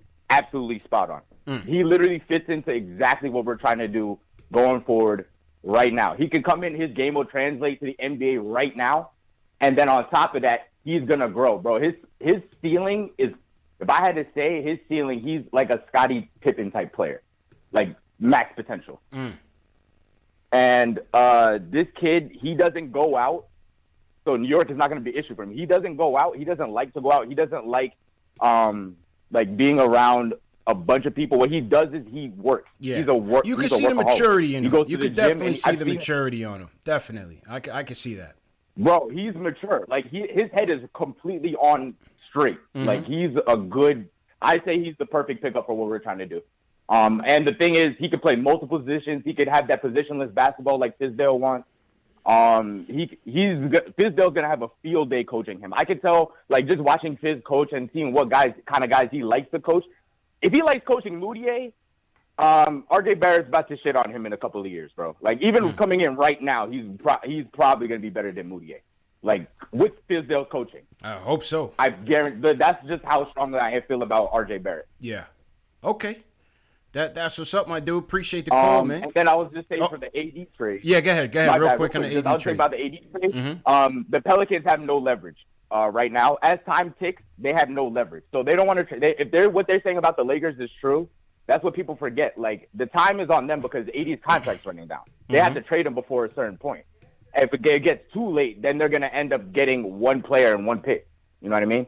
So it's like they're going to end up getting like a DeMarcus Cousins type trade or something like that, like something that's not very valuable as time goes by. So they don't really have much leverage. What they have to do, I mean, like the Knicks are the front runners. Boston Celtics is up there. I mean, they're going to have to trade him very soon.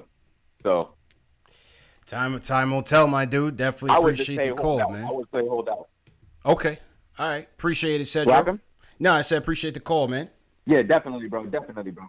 All right, man. Take it easy, man. No problem. Anytime, man. I got you on the OT merch, bro. Okay. All right, cool.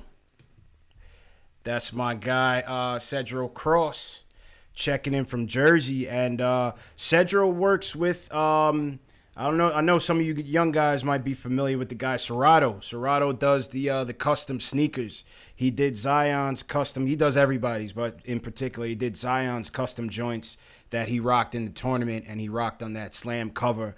So Cedro manages Serrato, and so he's with Serrato and that overtime team, and he was at that overtime event last night. So Shout out my guy Cedro, man. We've been vibing for quite some time, and he's a good dude. All right, next caller up. Let's go to Zoe from Baltimore.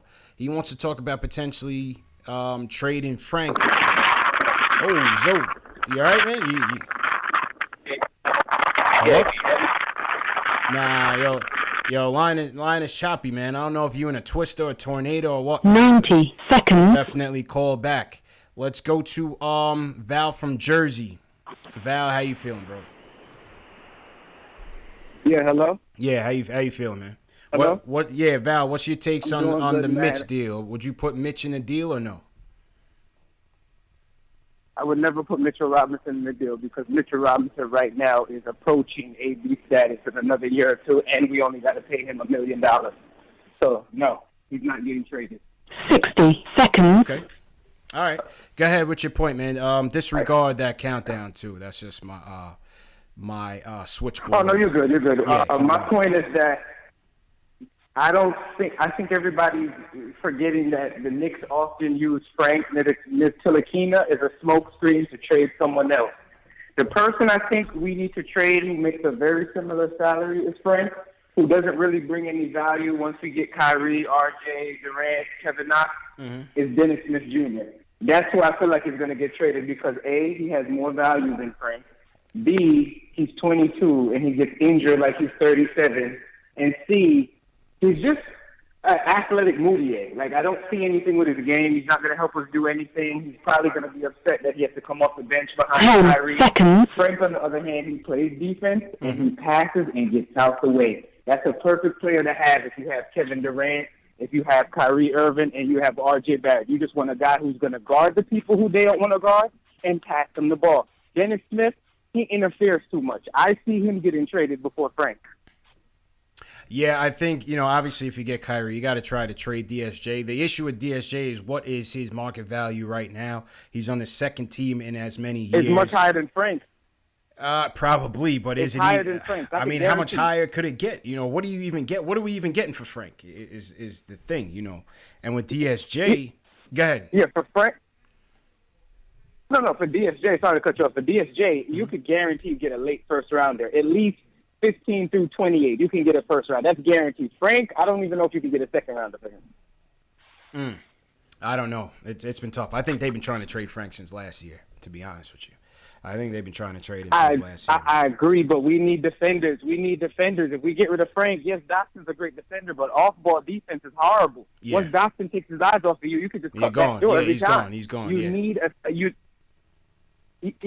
a guy with a 7-foot wingspan that's just going to guard the Steph Currys, the Klay Thompsons, the whoever else is on the team, and Dotson can't really do it once he takes his eye off of you. Dennis Smith, he brings no value to the team. He's 22 and already have a bad back, bad knee, bad neck, bad everything. Last point, too. Yeah, go ahead.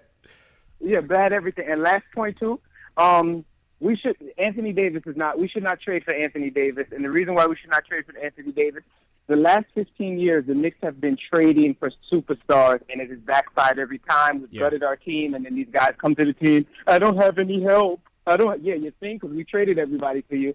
If Anthony Davis wants to be a Knick, guess what? When he's a free agent in 2 years, he can sign with us. The days of trading for superstars are over. You either sign with us or we draft you. We're not gutting our team for an injury-prone superstar that can't even lead his team past the second round. If Giannis can do it, Dame Dollars can do it, and all these other big names can get their teams out the second round, why can't Anthony Davis do it with Drew Holiday? That was my point. I appreciate you guys. Appreciate it, Val. Appreciate the call, bro. The thing is on the AD stuff, in terms of what he was saying, when you can get him as a free agent, that's likely not going to happen because in order to do that, you're going to be banking on New Orleans trading him to a team that's willing to take a gamble on him. I don't think that's happening. I don't think New Orleans I don't think there's going to be a team out there that's going to take that gamble on him because remember, the salaries have to work. So for you to gut half your team to trade for Anthony Davis, you want some sort of long-term commitment. You know what I'm saying? You want some sort of long-term commitment. So with that being said, I think it realistically comes down to the Knicks, the Lakers, and the Celtics. Who's going to balk first? And whichever team he goes to, that will likely be the team of his future. That's just me speculating. I don't know that to be fact. That's just me speculating. So, you know. And then, you know, you were saying he didn't get out the first round by himself. I mean, he's in the West. You know, in fairness to him, he's in the West. You know, Dame Dallas has CJ. If you see what CJ been doing, CJ been smoking this playoffs. CJ's been smoking this playoffs. So, and Giannis is in the East with a very deep team. You know, you may not count on another superstar next to him. Maybe Middleton is a all-star. He's below that. Not a superstar. He's an all-star. But, you know, that's a deeper team. But I get your points, man. I get your points. Once again, shout out everybody for watching. We're still going. The show's not over. Somebody has to go away with a $50 NBA store gift card as appreciation from Knicks Fan TV. Reaching 10,000 subscribers. Somebody's gonna walk away with a 50,000. No way. I don't got that type of money. $50 NBA store gift card. All you guys got to do is subscribe to the channel and click on the link in the chat that Knicks Fan TV Dave and Alex are posting in the chat. Fill in your information, and then we're going to do the random drawing in just a few. So just bear with us. Once again, hit that thumbs up button for your boy if you're enjoying the show. Share these videos on your social media channels, on your text, on your Snapchats, whatever you young guys do, on your Instagram, your Twitters. We need more Knicks fans in here, man. We need more Knicks fans. And by the time next season comes around, I want to see the chat doubling. I want to see the thumbs up doubling, subscribers doubling. Let's definitely do it. Next caller up, one of my guys from Long Island, Worldwide West, is on the line. Overall, he says he's against the AD trade, but thinks we have leverage. Wes, how you feeling, man?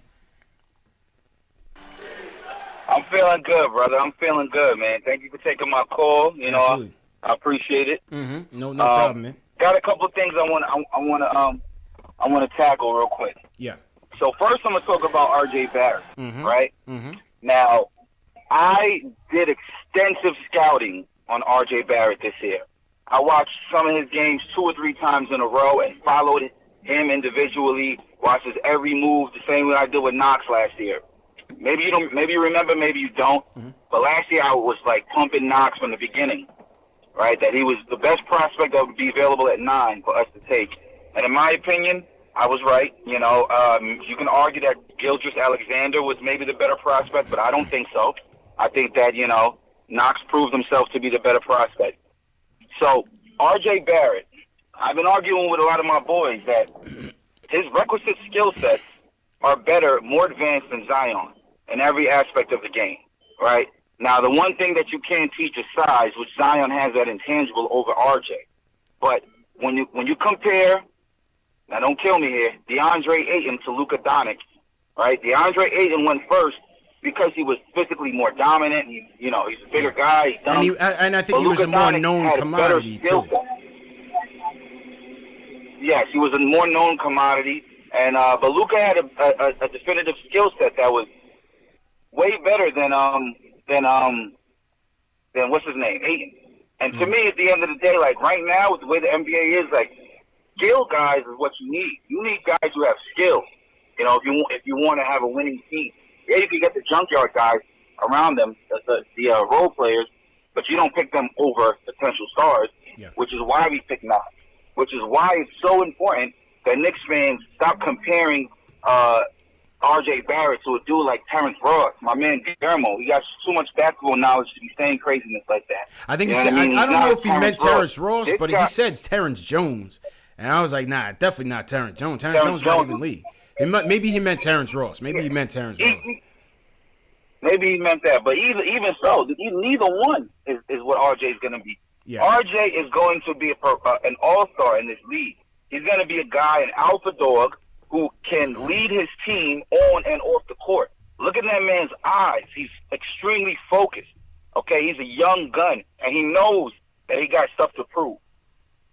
So we're going to see what he's made of, and we're going to see very shortly.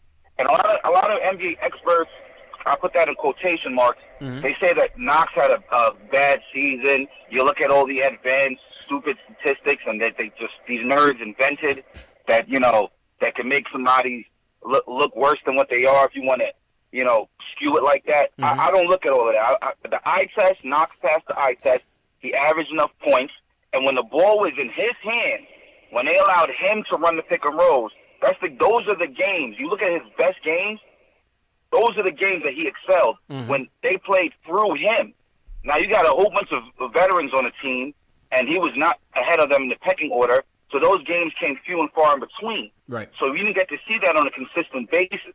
But when you did see him with the ball in his hand, he flourished. And that's something to take note of moving forward with him and RJ. And RJ is a willing passer. Yeah. Okay, when the point guard was out, he played point guard. Yeah. When Zion was out, he played small forward, power forward. He moved around. He played every single game. And that's what I was saying injuries, with no nothing, was at every practice. That's what I was saying with Knox and RJ is that you have two guys who the front office is going to look to use interchangeably, both capable ball handlers, playmakers, both that are capable of running the break. I think once Knox gets a little bit bigger, you can go a bit more smaller lineup with those two guys. So I think they give you a lot of flexibility. So I agree with you on Knox in that regard.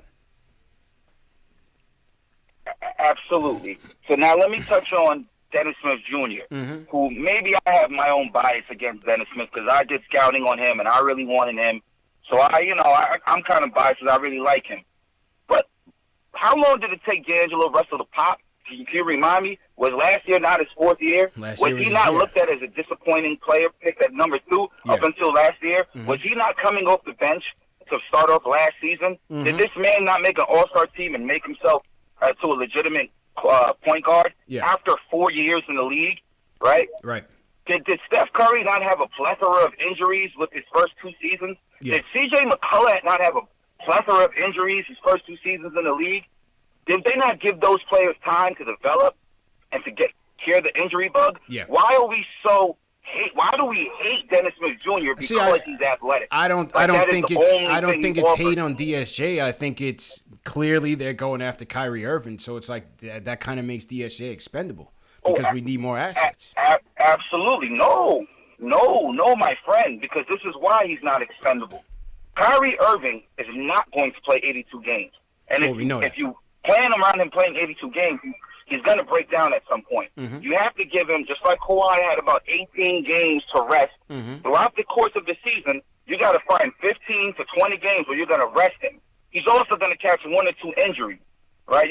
So you need a backup point guard who's capable of being. Now let me ask you: Do you see DSJ? Do you see DSJ being comfortable in that role? Because it seemed like that was an issue with him in Dallas.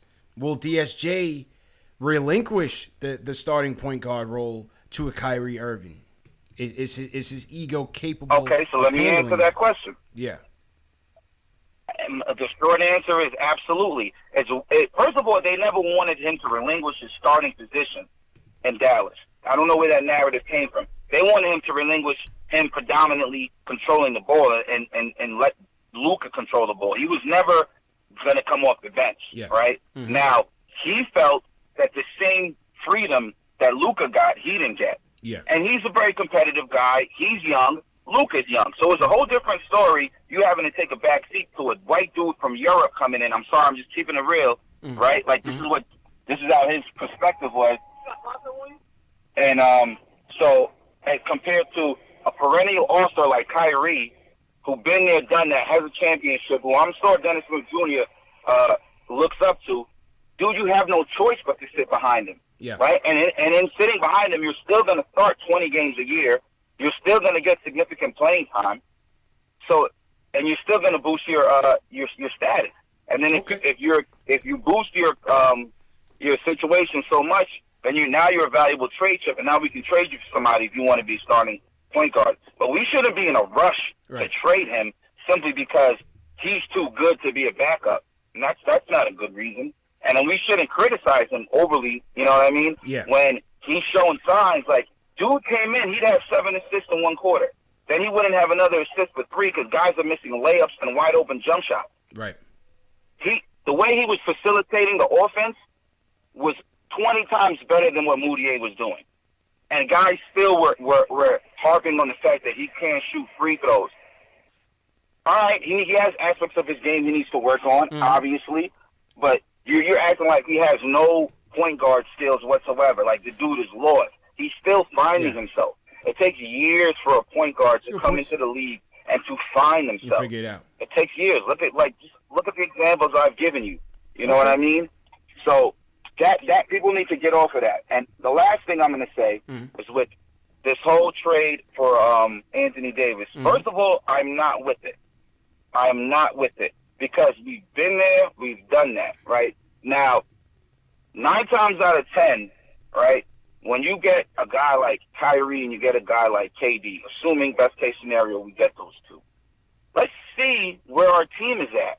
You put them in, you have 2 major scorers, and you have a bunch of role players and up and coming stars around. So you rather wait till the deadline? Let's gauge where we're at. I'd rather wait till the end of the season. Right? Well, you're not going to get that opportunity. Worst case He's scenario by then. No, well, listen, we're operating from a position of power. We're the only viable team that can offer the best package. The Lakers, they have damaged goods. Lonzo Ball, because of his pops, he's damaged goods. Yeah. My dude Ingram, because of the blood clot, he's damaged goods. So that leaves you the 4th pick, Josh Hart, and Kuzma. That ain't a better package than what the Knicks can offer. Like one of your previous callers said, R.J. Barrett, his best friend. Getting R.J. Barrett over there would almost guarantee that they both re-sign after their rookie contract. And they both don't end up demanding a trade. Because, dude, you're playing with your best friend from college. That's a dream come true.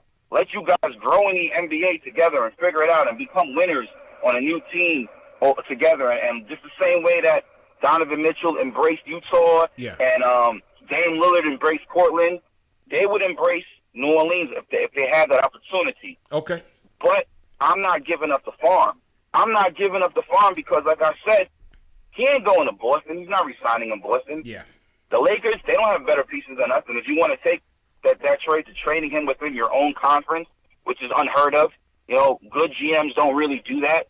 And that dude that they hired from the Cavs, he's a good GM. The writing is on the wall. Now, you're not going to come here and rape us, excuse me using that term, for a deal like they always do. Please, You're not going to take all of our young talent. You're going to have to come to an amendable deal that's going to make sense for both parties. And to me, any trade, I don't want to involve Knox, and I don't want to involve Mitch. Now, you ask, how can we do that? Yeah. Well, if we wait to the trade deadline, right, from now to then, we can sign somebody who's making, like, mid-level exemption. A mid-level exemption, because of the cap spike, is over $7 million.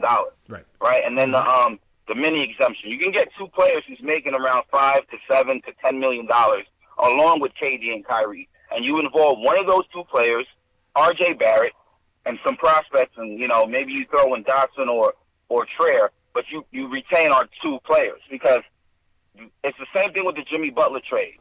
They're not going to be operating from a position of power. They either lose him for nothing or they get something for him. Yeah. And when the Cavaliers traded the first overall pick, they didn't give away, when the Minnesota Timberwolves traded for them, they didn't give away Kevin Love and 4 other great prospects. They said, nah, we're giving away Kevin Love for the pick. Why is it when it's the Knicks, they want our pick and a slew of other things? Yeah. I understand the salary cap reason, but that's why I said if we wait till the midseason, then we can throw in one of these players that get like an $8 to $9 million contract to make the numbers work, but we don't have to trade all of our prospects. Right. Okay. All right. I appreciate the call, Wes. My bad. I got to get to other calls, man. I didn't want to cut you off for too long, but we had other calls and we got to wrap up. But I hear what you're saying. I think Wes made some good points. He's preaching patience, patience with the young guys, patience with a Knox, a DSJ. I think the only thing with DSJ, I think a large majority of the fan base, they see talent in him. It's just the inconsistency. Yes, as you said, he's a young player. You look at D'Angelo Russell, he needs time to he needed time to kind of acclimate himself, and now he's an all-star. DSJ could potentially reach those heights. It's just, what does the future hold with DSJ? If we're obviously Kyrie Irving is the target, maybe even less or so Kemba, what does that do with DSJ? Is he willing to be a backup?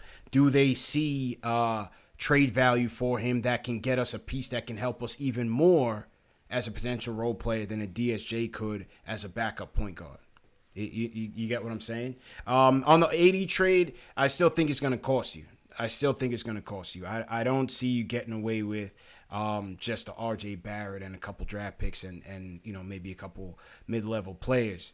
But I think it's going to cost you. I think it's going to cost you probably Mitch. I think it's going to cost you Mitch. David Griffin's not going to play around with this. He's going to want to make sure that he gets the farm and make sure he pleases the owners. And for that reason, I think it's going to cost you a grip, man. But appreciate the call, Wes. Definitely appreciate the call. All right, let's go to we got a couple more callers, and then we're going to get to the drawing. Mike from Jersey says he's against the AD trade. Mike, how you feeling, man? Hey, man, not bad. How are you? Good. What's your take on the trade? Yeah, honestly, I'd rather keep RJ, and this is, I'll give you a couple of reasons so far. So, to start, I just want everybody to remember this kid did reclassify. He should right now be a senior in high school. He shouldn't even be in the NBA draft right now, let alone in the top 3. So, right now, he should be the number 1 kid in high school. He is only 18 years old at the moment, one of the youngest kids in the draft. He put up better stats than Kyrie Irving, Marvin Bagley, Jason Tatum, etc. at Duke. And I mean, outside of like DSJ, who is a high usage player that can't shoot threes on our team, especially if we get, Kyrie and KD.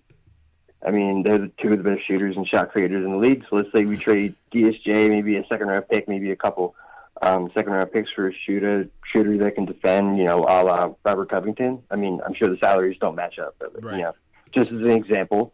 So let's use that as an example, and then that leaves us with, Covington, Kyrie, KD, Knox, Trier, and Dot. I mean, outside maybe Mitch, who's a defensive big man who doesn't demand the ball at all, we really don't have any truly bad three-point shooters outside of RJ. And if he can develop that shot, I can see him being, just as good as any of those names that I mentioned before that went to Duke.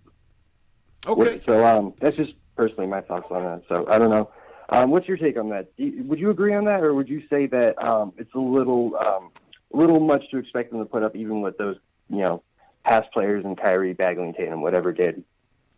I think. Listen, I view him highly. I view R.J. Barrett in high regard. I've said it even before the lottery that if we get him, I would be happy getting him because I think he could be an all-star for sure. Shooting is something that you can improve upon. Outside of that, he's a scorer, man. He can still put the ball in the hole. Yes, he is lefty dominant, and as they say, he needs to work on his right hand and switching from left to right. But all those things he can work on and improve. I like what he has up here. I feel like he's a leader. I feel like he's a dog, as Wes said on the previous call. He's got that alpha dog in him. He's got that basketball pedigree. He's played at the professional level. He's played at the best school in the country for the best coach in the country. R.J. Barrett, he's well seasoned, man, and I think he's going to be a great pro. Whether it's here or somewhere else, I think he's going to be a great pro, man.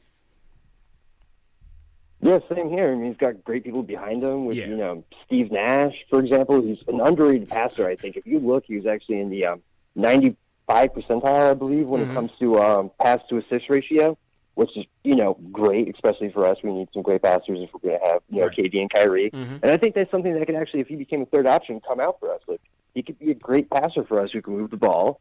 If we have KD and Kyrie, he doesn't have to be as much of a shooter. He can go more so into his passing instincts, which I'm sure having a godfather, Steve Nash, can hurt. Yeah, exactly, man. And Mike, appreciate the call, man. Appreciate that. Be sure to call in. All right, next up, Zay from LI. He says he's against the trade. Zay, how you feeling, bro? Hey, how you been? How y'all doing? Good, man. How you feeling, man? Just we got to get to the drawing, so if you could just keep it quick, that'd be cool, man. Yeah, I was just watching your shows, hitting the like button. All I want to say is I don't think we should trade AD. I think we should grow our youth. Like, I already seen with Coach Fizdale with someone like Moutier, and I've seen videos of him taking the time on Knox. I think we should take our time and see what he does with Kevin Knox, because, he did what Moutier was before and what he is now. He like hit a jump. He hit a big jump. So I feel like Coach Fizz, he's taking his time with Kevin Knox, and I feel Kevin Knox is about to make a jump. Everybody's all against Kevin Knox, but he was player of the month in the beginning of the season. He's only conditioned to play 40 games. He's not conditioned to play 82 games. he started playing bad at the second half. So I think we should trade AD. We got Mitchell Robinson. He's just gonna get better. We got Kevin Knox. I feel like he's gonna get better. And then you add like Kevin Durant and Kyrie, and then you could make a serious run. I feel like. All right, yo, listen. I'm not saying that it can't happen. I'm just asking you guys, is that going to be a satisfactory from that standpoint with getting those two max free agents? You know, is that a sustainable team to be a contender within the window that Kevin Durant and a Kyrie Irving, or Kevin Durant and whoever that other guy is, that they're going to be still in their prime to be able to carry the team, you know, or be the bulk of the production?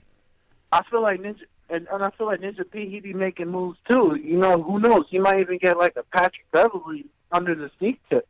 Yeah. You know, and if we get if we get someone like a Patrick Beverly, and you got him to like mentor like a Frank Ntilikina, I feel like Frank could hit another jump. Okay. You know?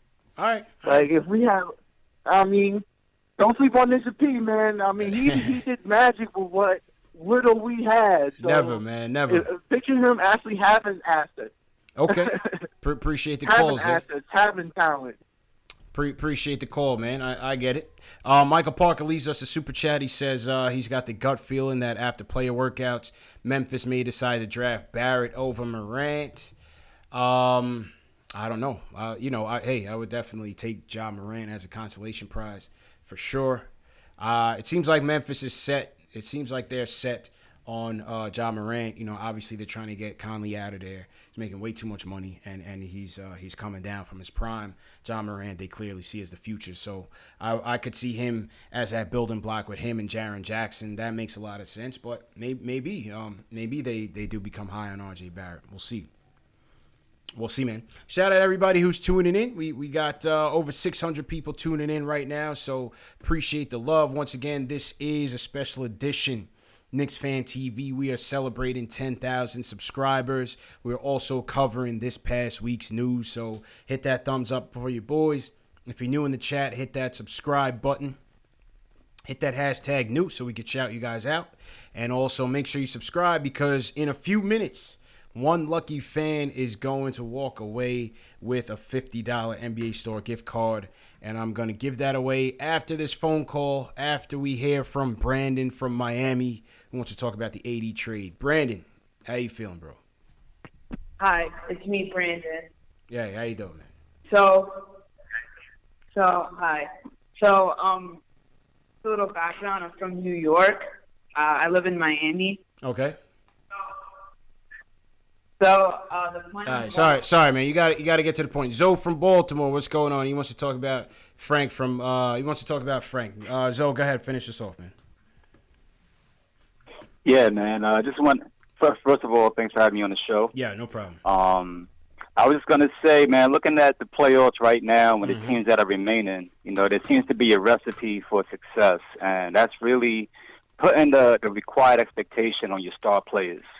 You know, you got Steph and Clay. They're expected to do what they're doing every night, so forth and so forth. And when you get in someone like Kyrie and KD, I think you got to give them that added responsibility. You know, especially if they're coming on max contracts. Yeah. And you know, each of the dynasties that you look at in the past, they've always had two top dogs. Then they got a unicorn. And just looking at Frank, you know, from a distance, he seems to be that unicorn fit. You know, he can guard 1 to 4. I've seen him guard Kevin Durant. I've seen him guard point guards. And he just seems like a perfect player to put with those two guys. James Harden, you know, and you looking at Boston, I think their biggest mistake was trying to have two different timelines. They were trying to have a win-now team with Kyrie, but they were also trying to develop the young guys. And you got to choose one, you know. And so if you're bringing those two guys in, you know, keep in mind, KD is acknowledged as the best in the NBA. So you could put a lot on his shoulders. Kyrie led his team of young guns to first seed last year. You know, nobody expected that. It threw everybody off in the league. You know what I mean? So both of them guys are in their prime. And a cat like Frank, I just feel he fits great with them. He'll be able to go off every night. You got Mitch Robinson, who's trying to develop his game. I heard him talking about he wants to start learning how to shoot threes and stuff like that. I'm not against the trade, but I just think, you want to have a team filled with role players because you don't want to have egos. Anybody who's going to come in and think they're going to take away shots from KD and Kyrie, it just messes up the team chemistry. And you got the media who's going to blow it up. They're going to try to, create internal beef between teammates. So looking at the teams in the playoffs, that's one thing that seems to be clear with all of them. They all got really defined roles, And so I think if New York is building with that, if they fortunate enough to get those two guys, don't even second guess it. Just go with them. Put the weight on their shoulders. Let them be the ones to carry the team and just build around them. Okay. And I think New York is great because they got the pieces already who can do that, and they could just add a couple of more. All right. That's all I wanted to say. Appreciate it, Zoe. Appreciate it, man. I mean, listen, it's not a bad point. I think everybody has to have a role, like Zoe said. In Frank's case, maybe his super selflessness is a good asset to some team. Is it here? I don't know. It hasn't seemed so. He's had a disappointing 2 years. Some people have argued, and I've said and agree with Zoe, maybe when you get a talent infusion here, maybe he becomes a more solid role player. But I don't know if this management team wants to wait around for him. I just don't see it. I think they're gonna bail on him if they get a chance to, because like I said, from a salary standpoint, you still have to part with either him or ISO if you're gonna bring in RJ Barrett with the number 3 pick, or even if you're gonna try to trade for AD. He's gonna be going either way. So it's gonna come down to Frank Atria, as my man Alex Collins said in the chat, and I think it's gonna come down to Frank, unfortunately. So.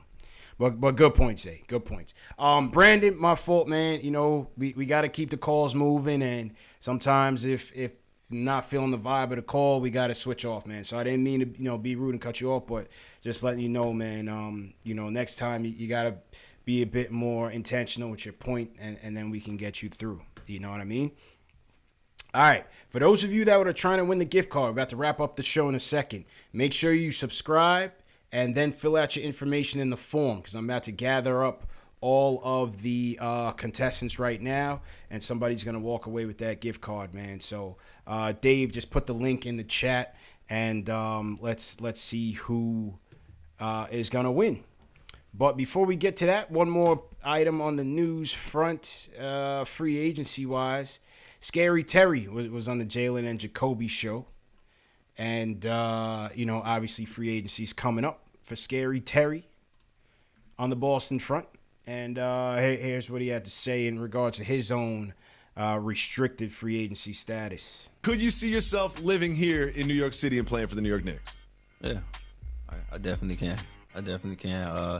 This is a great organization. Everybody know about the New York Knicks. Their sports market and everything about everybody know about the city of New York. It would be great. It would be great. So, there's a lot of teams that are going to be looking to add you to the roster, and including the Celtics looking to keep you. What do you look for when evaluating these potential opportunities? Like I mentioned, just looking for a team that's going to let me be myself, team that treats me like family, and we just go from there. I'm not a hard person to work with. I'm a team guy, team first type of guy. So whoever I decide to make that decision with, I'm pretty sure it's gonna be great. Well, as a fan, I look forward to you getting more opportunity to spend more time on the floor and show what you can do to the rest of the world. Could you see yourself? All right, that was Scary Terry, man. And here's a funny meme too, right? Fantasy and reality of what the offseason could really look like. The fantasy of Kyrie Irving and Kevin Durant. The reality is overpaying Terry Rozier and bringing Marcus Morris, or whichever Morris brother that is. Who cares? Into the fold. I've said it from the beginning. You guys know that Terry's not. He's not my guy. You're gonna have to overpay for him, and I don't see. He's not the type of guy you want to build a team with. Maybe he's a guy that could be a good role player on a contending team, but I'm not that big of a fan of him like some of you guys are. But I felt like a lot of you guys were high on Terry Rozier earlier this season. I know he kind of fell off in the end, Well, I know a lot of you guys were high on Terry Rozier at the beginning of the season, man. What happened? What happened to the Terry Rozier fans? Okay, let's. I'm gonna pull up the winner now, and then we're gonna get out of here. Appreciate everybody for joining, man. Wherever you guys are watching from, Facebook, YouTube, Periscope, Twitter, Twitch. Appreciate you guys for tuning in. And like I said, man, this was a celebration of 10,000 subscribers. Monumental achievement for the show. Monumental achievement for you guys, man. It's not possible without you guys. You know what I'm saying? So, when I ask you guys to like the videos, if you like it, share these videos, so on and so forth, it goes a long way. It goes a long way, and that's how we've been able to grow so fast, man. So once again, much appreciated on that. All right, so here we go. We got 144 contestants. 144 contestants trying to go home with the gift card. So here we go. I'm gonna pull these names into the Name Picker Ninja, my contest app. Let me copy that. Shout out to everybody watching. Alex Collins, what's going on, man? All the way from Ireland. Appreciate it, bro. Knicks Fan TV, Dave. Appreciate it. You guys are very much a part of the success of the show. You guys are very much a part of the growth in this show. And I very much appreciate it. Very much appreciate it. So continue volunteering. Appreciate it. All right, here we go. So all the names are here.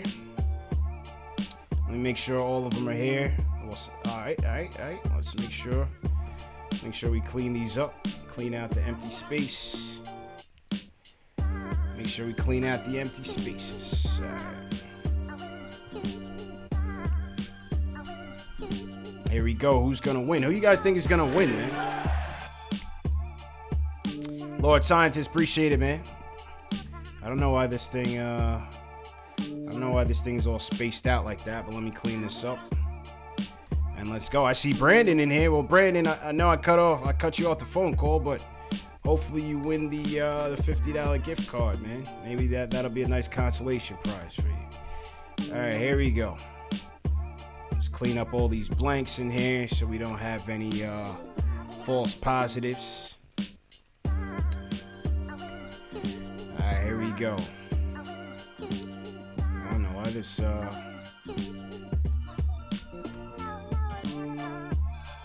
I don't know why all these spaces happened here, but I'm gonna clean it up. Let's go. I see 147 entries. Alright, here we go. Alright, so here we go. Who's gonna go home with the grand prize? This is you guys were here for the tank. And let's see, man. No freezing envelopes going on, no funny business. This is all a go. Let's go. The winner is Falcindor.